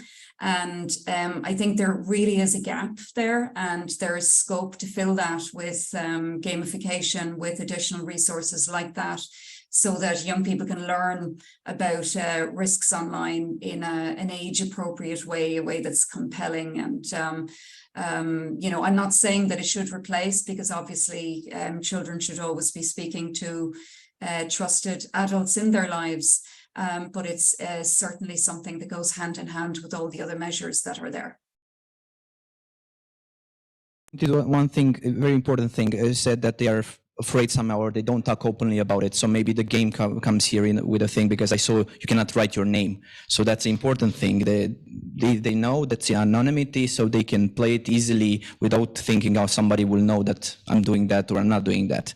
So that's a very good point. How about from the perspective of an NGO? Can you see it as a benefit? Well, when talking about dangers with the children, imagination has a huge role also. When we talk with the children on traffic rules, the child can see the cars, stoplights and everything, so it's very real. But how you explain grooming to 8-year-old child? It's very difficult. So playing the game, imagination has a huge benefit, because you can see the child can become character in the video game, so it could filter it, and you could easily understand, because the child, when it doesn't see the danger, it questions, is it danger there, or am I in danger? By playing the game, it could see the role play, the scenario and everything, and I think it's very good imagination booster for the child who's playing the game. So it's very good starting conversation. As I said, the video game should be good starting conversation, each followed up by experts who are working with the children to explain it because playing one video game is one thing, but explaining it in real life is something different. So I think that video game is good start, but it's good conversation tool. Thank you, and I will take that word from you, like a good conversation tool. Good conversation tool, we said. Then, just to wrap up the second point, somebody said legacy. I like that word, Ruben. Very good. Then we had prevention tool. That's a very good thing. Sorry for my very bad writing, but okay. Then benefits. We can have cooperation partners, right? I heard it here, cooperation partners. Partners, yeah. And building awareness. I think that's important as well. Building awareness. Good. I'm happy. Hopefully you're also happy, yeah, right here in the public. Please interrupt me if I say something wrong, yes? Okay, good. I'm going further. Something is happening with my phone. You see, talking about games? Good, okay. And I'm going further to the third and last question. Well, the question is about the plans. The plans, how do we plan to continue adopting the video game in our activities? How I mentioned some things about this, possible synergies that we can do. And I can already comment on this, Ruben and also Gregor, because you are there. Also collaborating in a way like Reciprocal, right? Because we implemented the web. We're already building some awareness in the law enforcement community. So maybe we can continue that. You are doing that already with Europol, for example. You are connected with the Innovation Lab. We are trying to take that link after you to put it in the lead platform of CIPOL. So we are doing something about it, but I want to hear more plans. Gregory.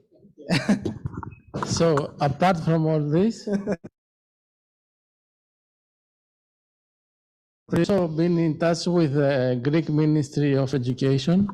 We have had a session, we demonstrated the game to them, and there's also a big reform in the Greek educational system right now to include more digital material in the curriculum. So there is space for that, I think, to even introduce this kind of lesson plans inside the actual curriculum, not only as an extra activity as we did in the project. Perfect. Yeah, I'm going to write that point with the ministry. Thank you. Ruben. Yes, Julian.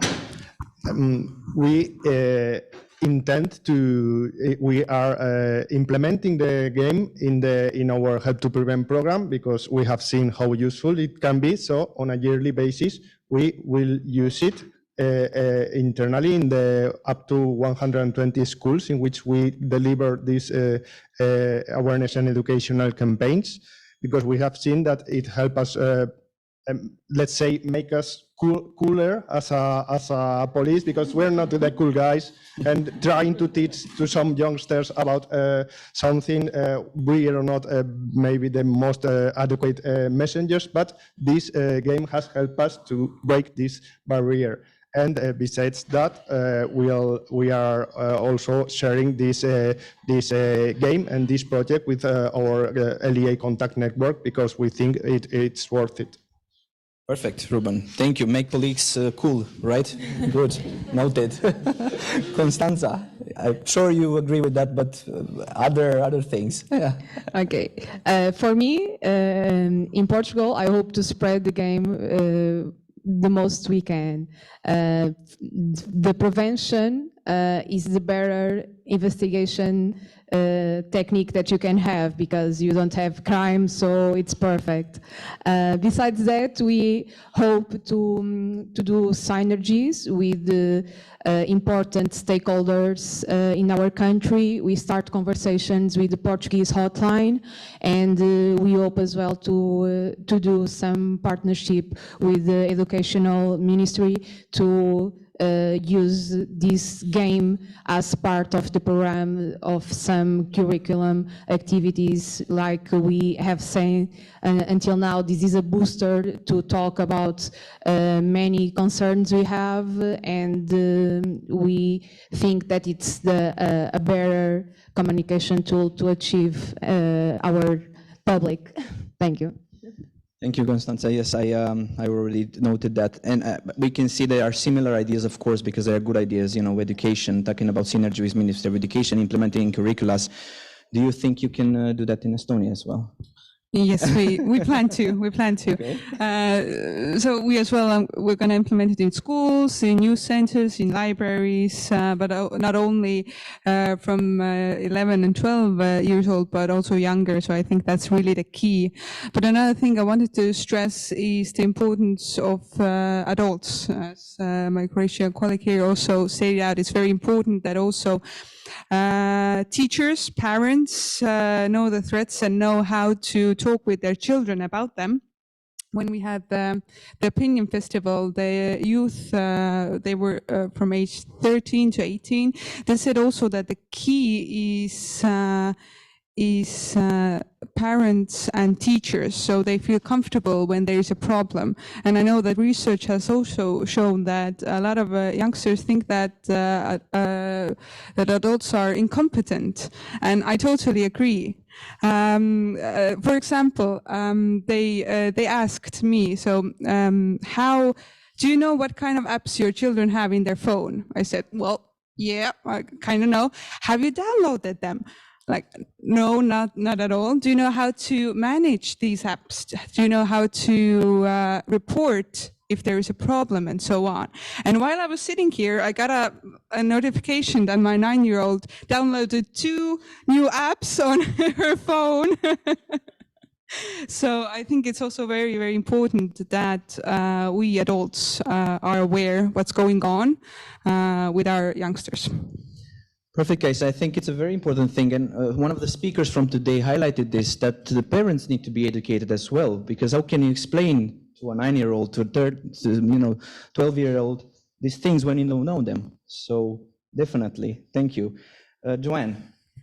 Yeah, so like the others, we're going to take a very multi-agency approach. Within our own cyber support, we're going to build this game in because we do currently talk to our children, but not enough around what the dangers are, what they need to look at, what the risks are.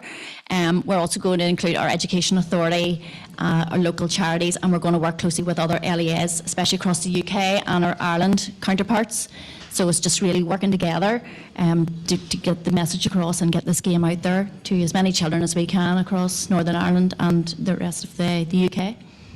Perfect. So achieving this large number of children that can use it, yes? Yeah, pretty much as many as we can. The more children we can reach out to, hopefully the more we can prevent cyber crimes from, continuing in our society. And I suppose saying that making a safer environment for children online and an overall safer environment for our children. Perfect. Thank you, Joanne. And Dea, what do you think?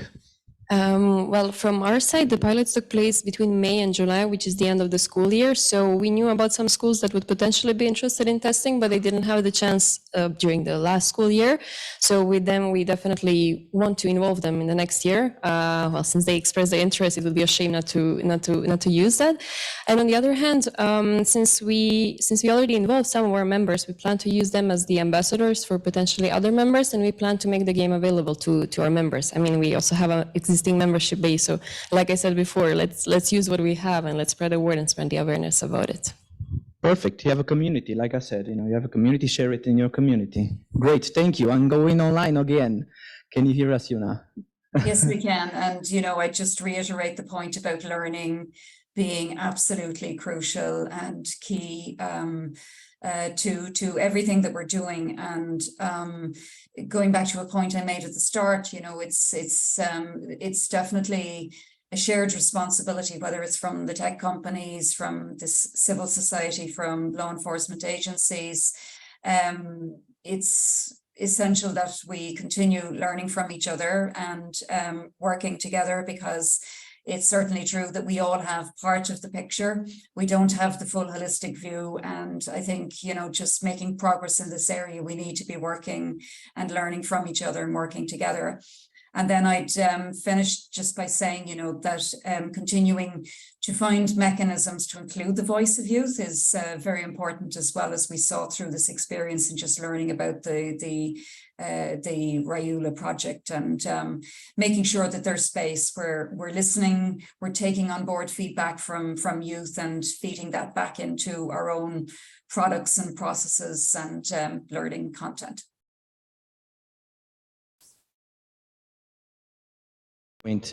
I'm finishing on the perspective of NGO. To you again, Tomislav. In my organization, we work daily based on 100 children with behavior problems. So those children who are in high risk become victims of abusing or whatever. So what I'm thinking that I will be really grateful if our children could be beta testers for the game.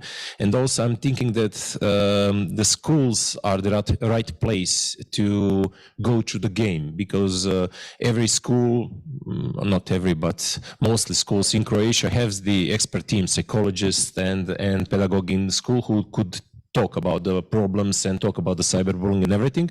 But I think that would be good that every school that's starting using the video game has at least one teacher who'll be educated on how to approach and talk to children about this topic. Because many teachers in elementary schools who are teaching computer science and everything are not that so much familiar regarding of the cyber crimes. So maybe it will be good follow-up after the video game that you teach one or two teachers in the schools to know to talk, address the children, what they have noticed in the video games and everything. So maybe this will be good, you know, whole box system, not just video game, but also follow-up, and that is education of the teachers. So thank you. Perfect. Education of the teachers. I learned that as a teacher. I've just finished my PhD, so I'm gonna look into that teaching as well. You have to use in the room everything you had. You know, you have the speakers, I have the whiteboard, and now I have you in front of me. So let's wrap it up together. So with whom we should do the synergies, connection? You know, we are using the game, but with whom can we do some partnerships? Just speak freely, say a word. You heard some ideas here. Schools, wow, okay. NGOs. Good. We have 2 agencies in the room. Do you remember those agencies, European agencies? Okay, yes, Europol, CEPOL, partners, memberships, we said, right? Parents, educating parents. Yeah, make police important again, right? Please.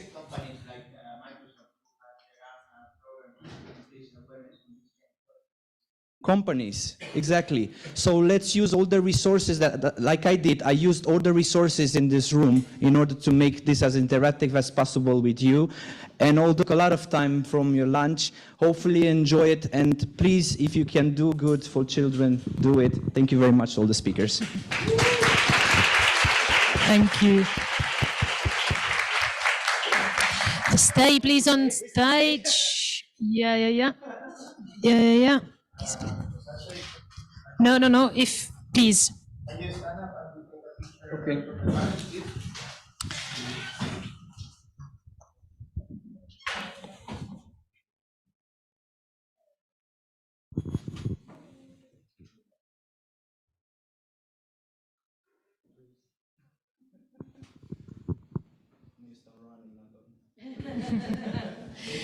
Thank you very much.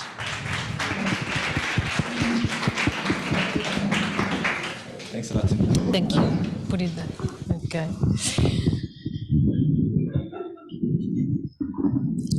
Thank you for all the inputs. Thank you also, Una, from online. And the nice report we have online, something.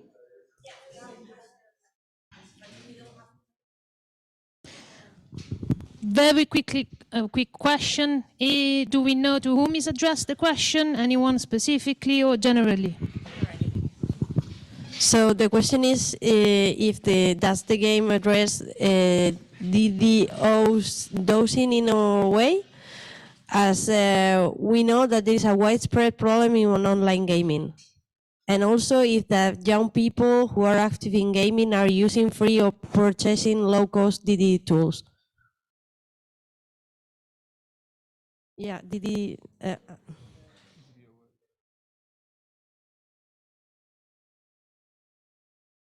It's a very technical question. Not sure who can answer that. Okay, so we go from cybercrimes into cryptic, kind of, eventually. I'm joking. Just to say, we're trying to understand a little bit better the question, since there are some aspects. Hold on, we found who has the expertise to answer. Great. I don't know that I can answer that one, but I would like to make a supplementary point to the panel discussion.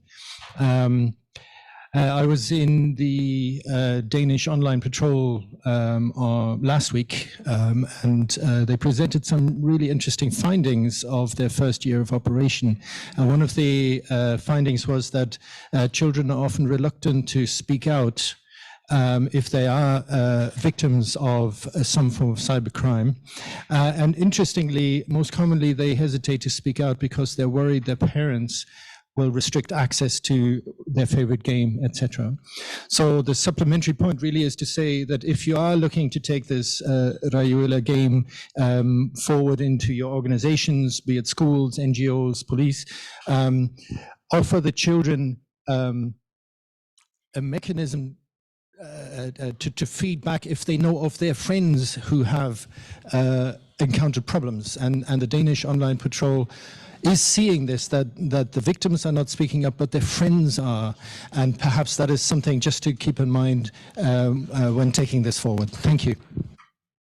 Thanks, Nick. And this actually might also give me the occasion back to also some of digital members were sharing when also running events, not just piloting the video game, about exactly this topic in terms of using that type of game example occasion to allow speaking about it, as also was part of the panel, but at the same time without taking track of what is going on, let's say. But it's a way also to speak up and ask for help in that sense to a trusted adult, as in that sense, especially within schools or education with teachers and educators.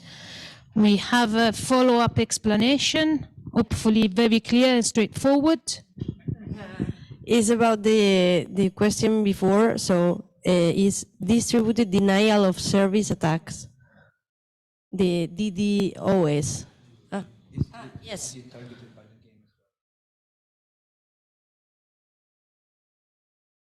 Okay, it is not covered in the game currently. Thank you very much. I would move then to the next panel, and this time I am calling back Fabiola Palomares from Eurochild as the moderator. Please take the mic for me.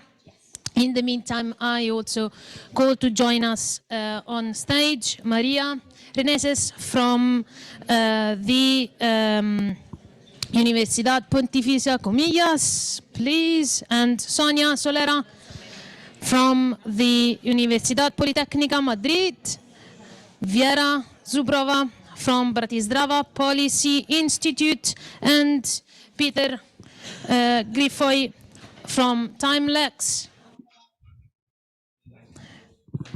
Please, but also Mario Castro from also the Universidad Pontificia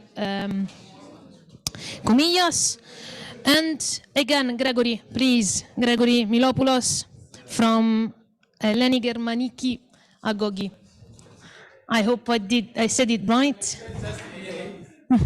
EA, sure. In this panel, we changed the topic. With the focus is back on policy. And I'll leave, of course, now the floor to Fabiola, and we have some content, some multimedia contents to support us going through the topic, and we will go through the research carried out in Rayuela to policy. Thank you. Hello? There we go. Hi all again. Thank you very much, Claudia. So I'm gonna try and be on time and fast because I know we're already on the lunch break, and I imagine people here are starting to be hungry, especially the non-Spaniards. So I'm just gonna say that I'm very happy to be in this multidisciplinary panel. Everyone here has different expertise, so hopefully we can do that. What people call the exercise about evidence-based policy, which is a very weird and technical word. But in any case, let's learn about the learnings about this project and see how can we channel them into policy. So first, I'm going to go over to Maria, psychologist and anthropologist, who is going to walk us through a little bit the human perspective. Thank you. The human perspective and the human phenomena behind this project.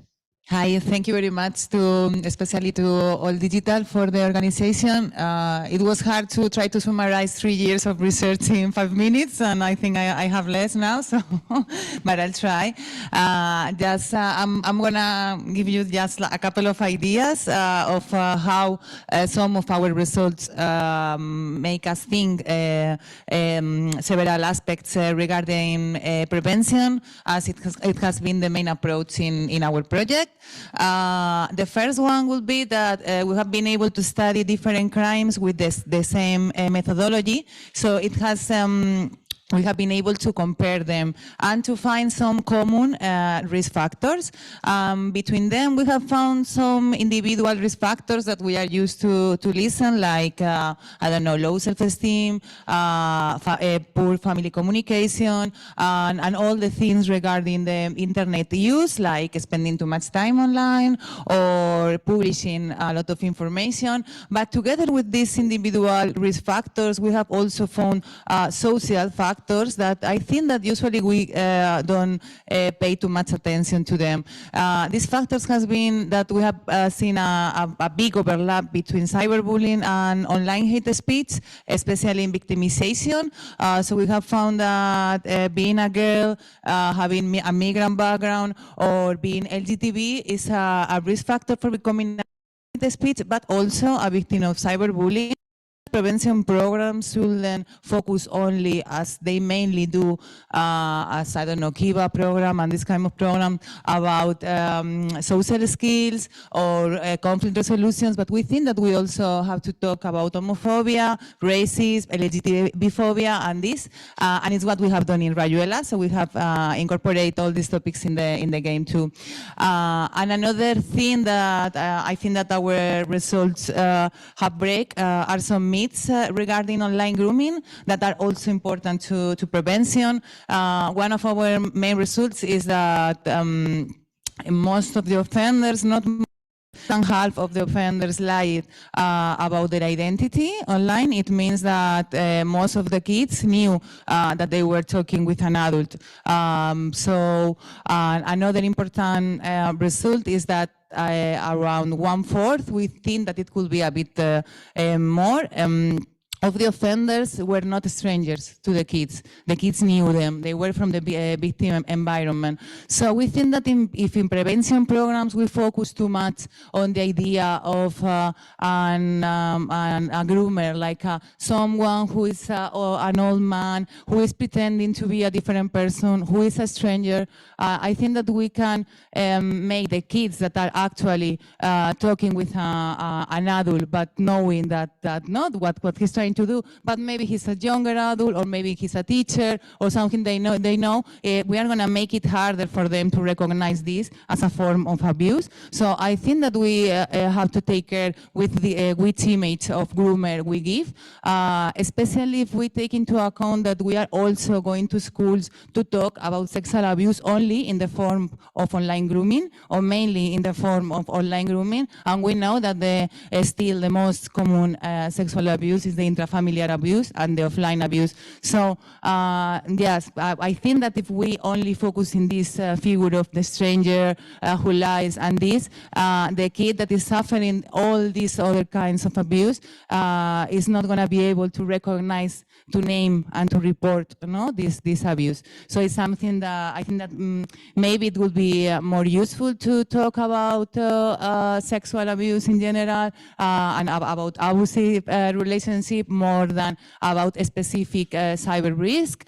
And also, we think that it's also really important to talk about sexual education, as we have found that the main strategy for offenders with kids is not something like super sophisticated technological skills, but it's more that they take advantage of sexual curiosity in kids and also of the lack of knowledge. So maybe focusing in sexual education could be also more useful. And I don't know if I'm better. Yeah, okay. And the last one will be that we have found a lot of gender differences, not only in prevalence, but also in the modus operandi. We found, for instance, that being a girl is one of the main risk factors for online grooming and also for cyberbullying. But it's been even more relevant that we have found that being a male, being a boy, is the main risk factor for becoming an offender of cyberbullying, of online hate speech, and of course of online grooming when they are older. So we think that there is something going on, something relating with peer violence in the shaping or in the construction of masculinity that we need to approach to when we think in how to make prevention of these crimes. And something similar will happen with online grooming. We've seen that although girls are more contacted, boys tend to be more to have more risky behaviors, and we think that that's also related with this idea of low perception of risk, that is related with masculinity. So again, we think that teaching about gender equality and teaching and reflecting with our kids about how the gender roles makes us sometimes do these kind of things could be interesting when we think in prevention. And that will be it. Indeed, thank you. And I think these kind of learnings that go through as if the problem were an onion, and you uncover the different layers that it has. This approach is key to be able to make policy that is comprehensive and that attacks the problem from the different perspectives and the different layers. So this is going to be quite interesting for that. Thank you. So now we're going to move on to Sonia Solera, researcher specialized in the field of Internet of Things, smart cities, and cybersecurity, who will explain a little bit more in detail the technological side of the development of this project. Thank you, Matt. Hi, everyone. In that part, very quickly, I promise, we're going to deal with the technological issues. In that case, it's worth to mention that as we are talking about connected devices used by minors, we could think that, as expected, these kind of devices are going to have proper mechanisms to preserve security and privacy data and the users, but unfortunately, this is not the reality. This kind of devices, lack of proper and complete deform configuration of mechanisms for minors. So indeed, there is a big difference between low and high-end devices. Our results manifest that the first one, low-end devices, have weaknesses that could be addressed in a different way. But the more important thing is that families with a low income can't access to a big range of different connected devices without this kind of vulnerabilities. But what I mean is that it is not only based on vulnerabilities of this kind of connected devices, but also the general lack of knowledge that this group, these people, minors, have in regards with they use, how to use the technology, devices, platforms, social media, or even internet in general. So talking about applications, it is important to say that attackers are focused on the most used application, that is the ones that in general youngsters are using in their daily day. So what's the point in that part? This application, as all of us know, because of the roundtable, there are a lot of mechanisms to detect cybercrime in general in that kind of platform, but there are still existing these problems. So maybe we should focus on more pay attention or even invest more time and effort in this kind of not just mitigation the effects of these attacks, but also prevent or at least detect in an early stage of this cybercrime what is going with the situation. Well, at the end, just finally, all these recommendations, this situation is nothing without proper regulation and laws supporting them. So our current regulation is paying attention of that all these problems, but maybe we should have in mind that this regulation has to be updated with the use to preserve the security and privacy of the minors. And that's all. Thank you. Indeed, we have to understand the evolution and the shortcomings of technology, right? To be able to update regulations and draft new regulations that adapt to the new world. And for that, we need research. We need to talk to tech. We need to work together and to do that kind of broad stakeholder consultation. Indeed. So now I'm going to move on to Mario Castro over there at the other end of the panel.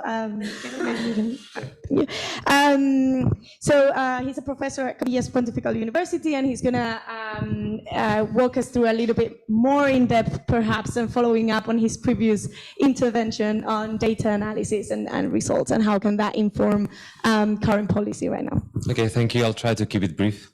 So the first idea that I want to mention is this idea that no size fits all. So I think Rayuela shows the potential of this initiative, but also shows the limitations. So there is no magic bullet that is going to solve any problem. So we have to be really careful in the design of the game, also in the data analysis, also in the language, because sometimes the people that we come from engineering or data science, we do some assumptions about the meaning of some terms, but also we have to be careful about, for instance, the word profile is a loaded word, so we have to be careful about that.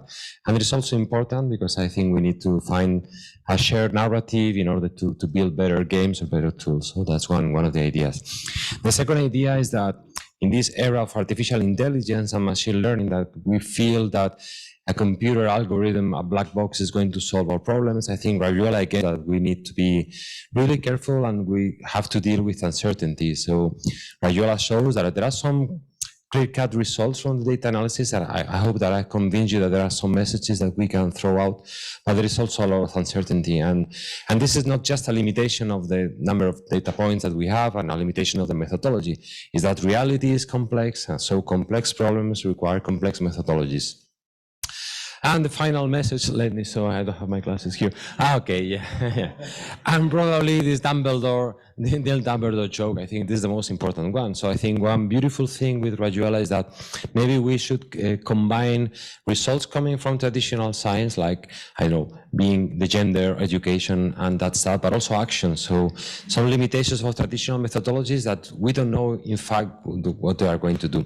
So playing a game is the best, or one of the best ways, or the safest ways in which we can see action. So basically you are what you do, not what you are, or is in your national ID. So I think games should target also actions, because again, as Ruben was saying before, that also can can provide some focus in educational programs to target this specific action. So in that regard, I'm really happy with how well the game has been received, and Technali has done an amazing job. And this fund behind Rayuela is one of the successes, and that's all that I want to say. Yeah. Thank you. Yeah, when we talk about policy, it seems like a huge word, and we always tend to think about, big regulations and these super big national-wide policies, but interventions have to trickle down, and that is very true.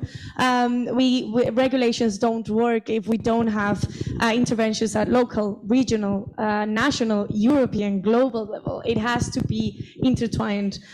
So that is a very good consideration to also bring to the table.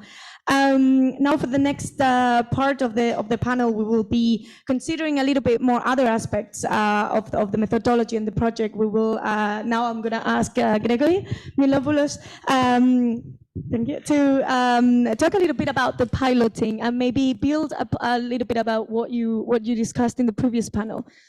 Okay, I think from our perspective, the first result is very obvious, that speak the language of the students, of the children, make games, 3D games, adventure games, VR games, anything that students are familiar with, and try to teach through these games.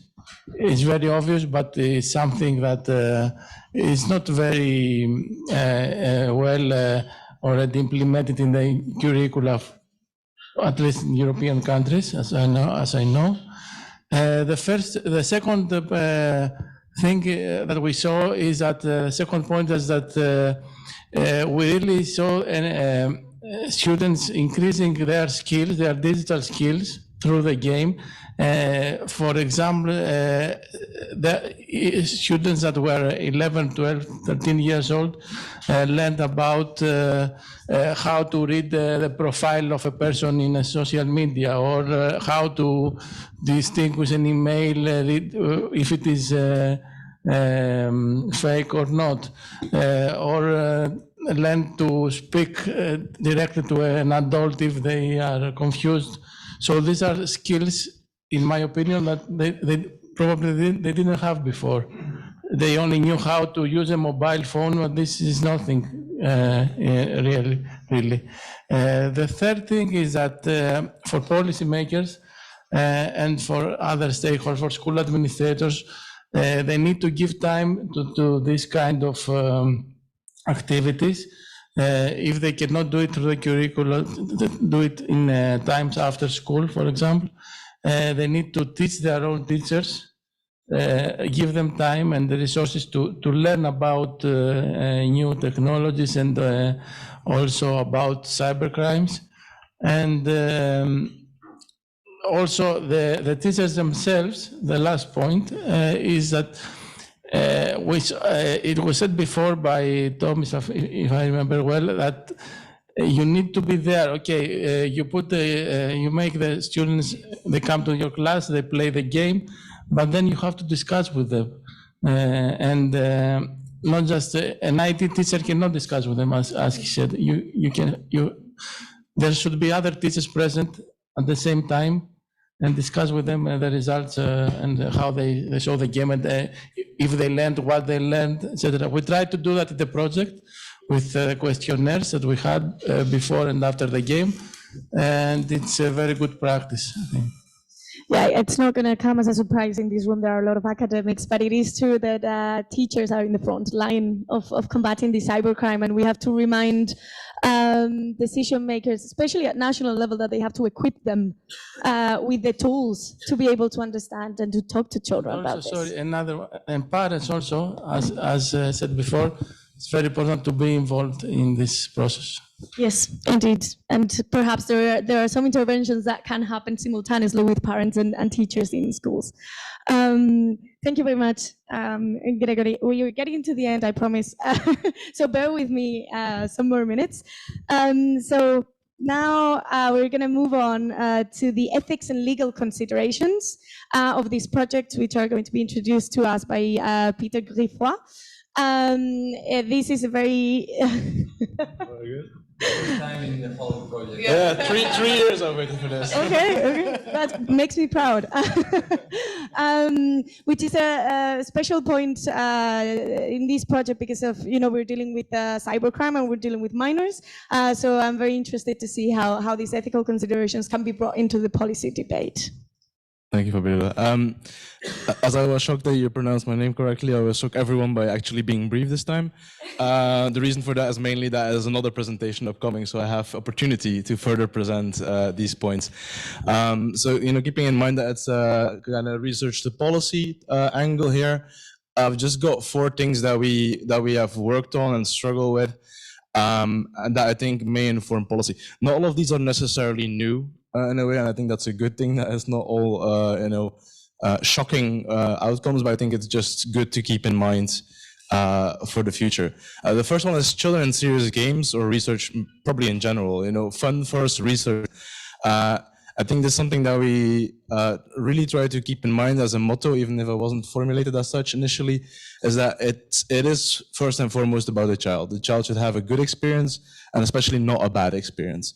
So there were many discussions on, I say there on my slides, trade-off is not necessarily the right word, but about how to structure the scenarios, which information to get. Maria explained a lot of the research that has been done. So information that we requested was based on research showing that it's a risk indicator, especially when it was a sensitive thing to ask.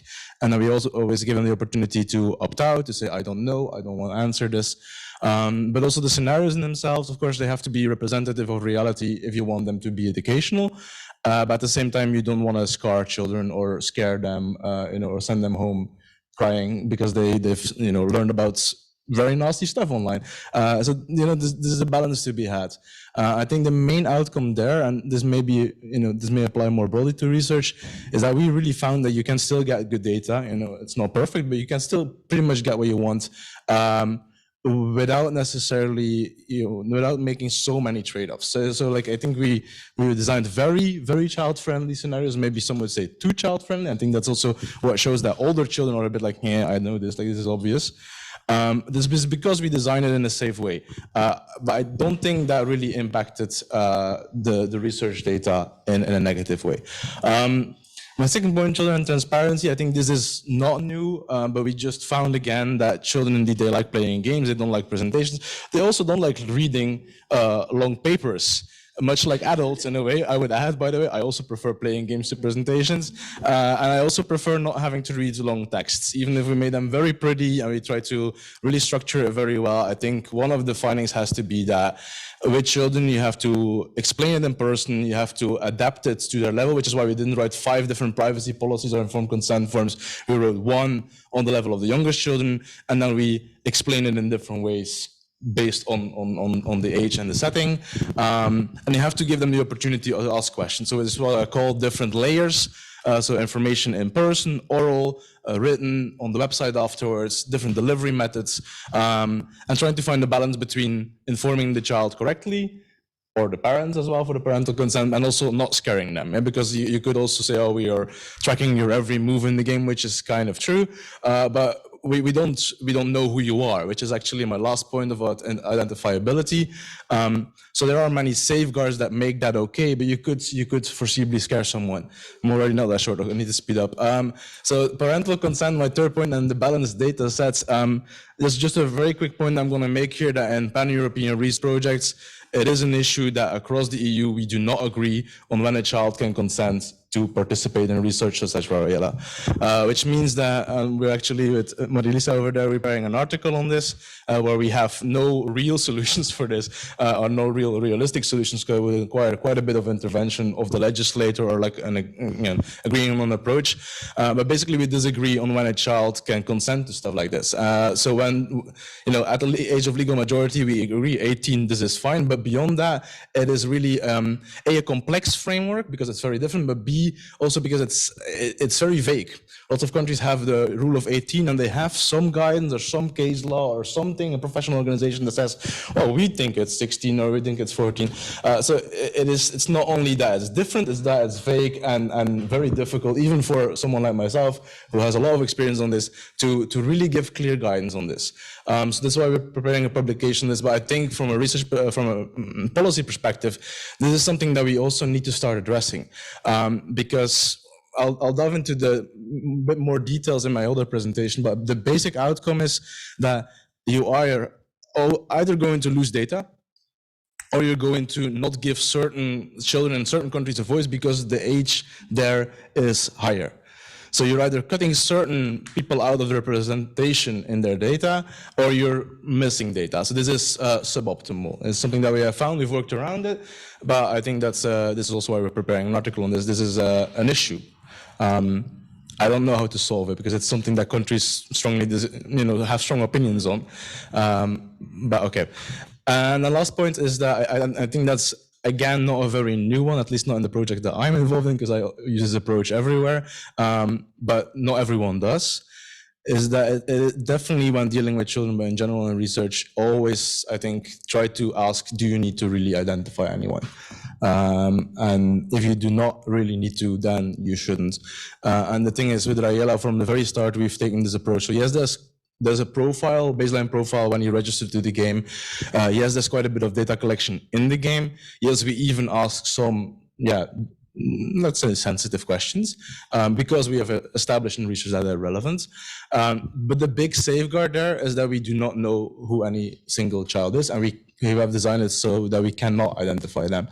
I don't call it anonymous because technically you could have a facilitator that breaches the protocol and looks over the shoulder of a child and said, okay, they have a very different gameplay and matches to the data. But it's very, very far-fetched, and it would involve certain people breaching the rules that we've set.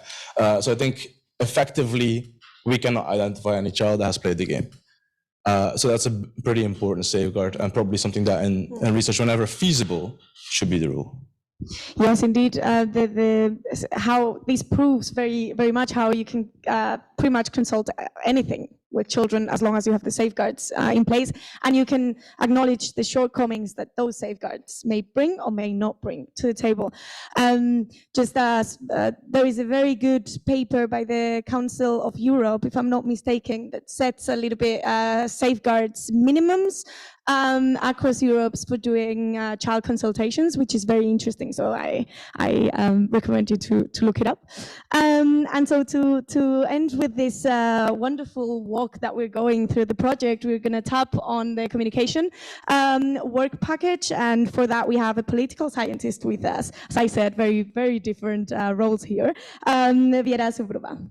Yeah, thank you. So yeah, I'm a political scientist. So even for me, it was a challenge to switch the role to something like communicating. But I need to admire, I did a campaign, but for the politicians. So it was different target group. But what we did during the whole 3 years project was like we were actually working with digital natives. We are not, they are. So we need to develop those kind of layers, as Piotr said, target a completely different age group, gender group, even nationalities. Because like the main problem was to define the social media that is really active in, for example, Slovakia and in Spain, and to communicate through the social media. At the end, it was a mess because each of the country have another social media where it was active. So we need to redesign it and start again. So what was the main solution was to get more creative, and thank also for all digital. We publish quizzes, which were quite popular because there were just photos or pictures, which is usually the content that is most read in the social media, and the videos. The videos were also impactful, but in a way we try to target, again, specific target groups, the small minors, with awareness and supportive video that tells them how to protect themselves, but we don't use human faces, we use animals, which was again something that like dismiss this if you are black or if you are blonde or if you are white or if you have blue eyes. And we choose foxes because foxes are those animals that know how to act in a risky situation, and they are also smart. For teenagers and young people, we use TikTok. Definitely, and All Digital came up with quite nice awareness campaign targeting through music and artistic content, which again mirrored the consumption of Instagram and TikTok when we saw the research publishing in the last years that those are design, music, art, those are the content that are quite the teenagers and young people. And last but not least, we and dissemination tools. But what I admire during the project, and we already talked with yesterday about it, crucial thing, and again, we will repeat it again, let them talk. Children are smart, really smart. And if you are able to create an environment where you put them as an expert, they will design, let them speak towards you, not only researchers, politicians, stakeholders. This was, I think, the main goal, and that what give life to me, like to have the chance to speak with the children and with the minors. Thank you. That was a very powerful message to end with. Yes, indeed, and yeah, political science is coming to the table.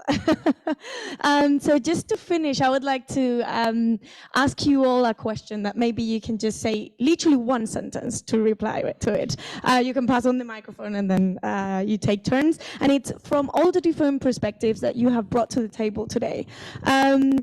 How does Rayuela inform policy on online safety for children and empowerment?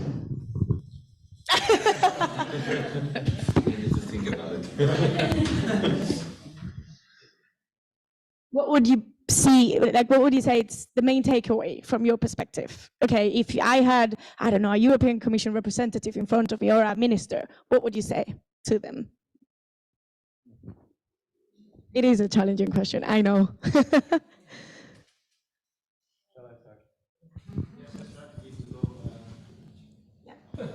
Because let's speed it up. No, I'm joking. I think I actually in the way the article I was writing is about making sure that we have clear rules on minors being like able to make their voice heard.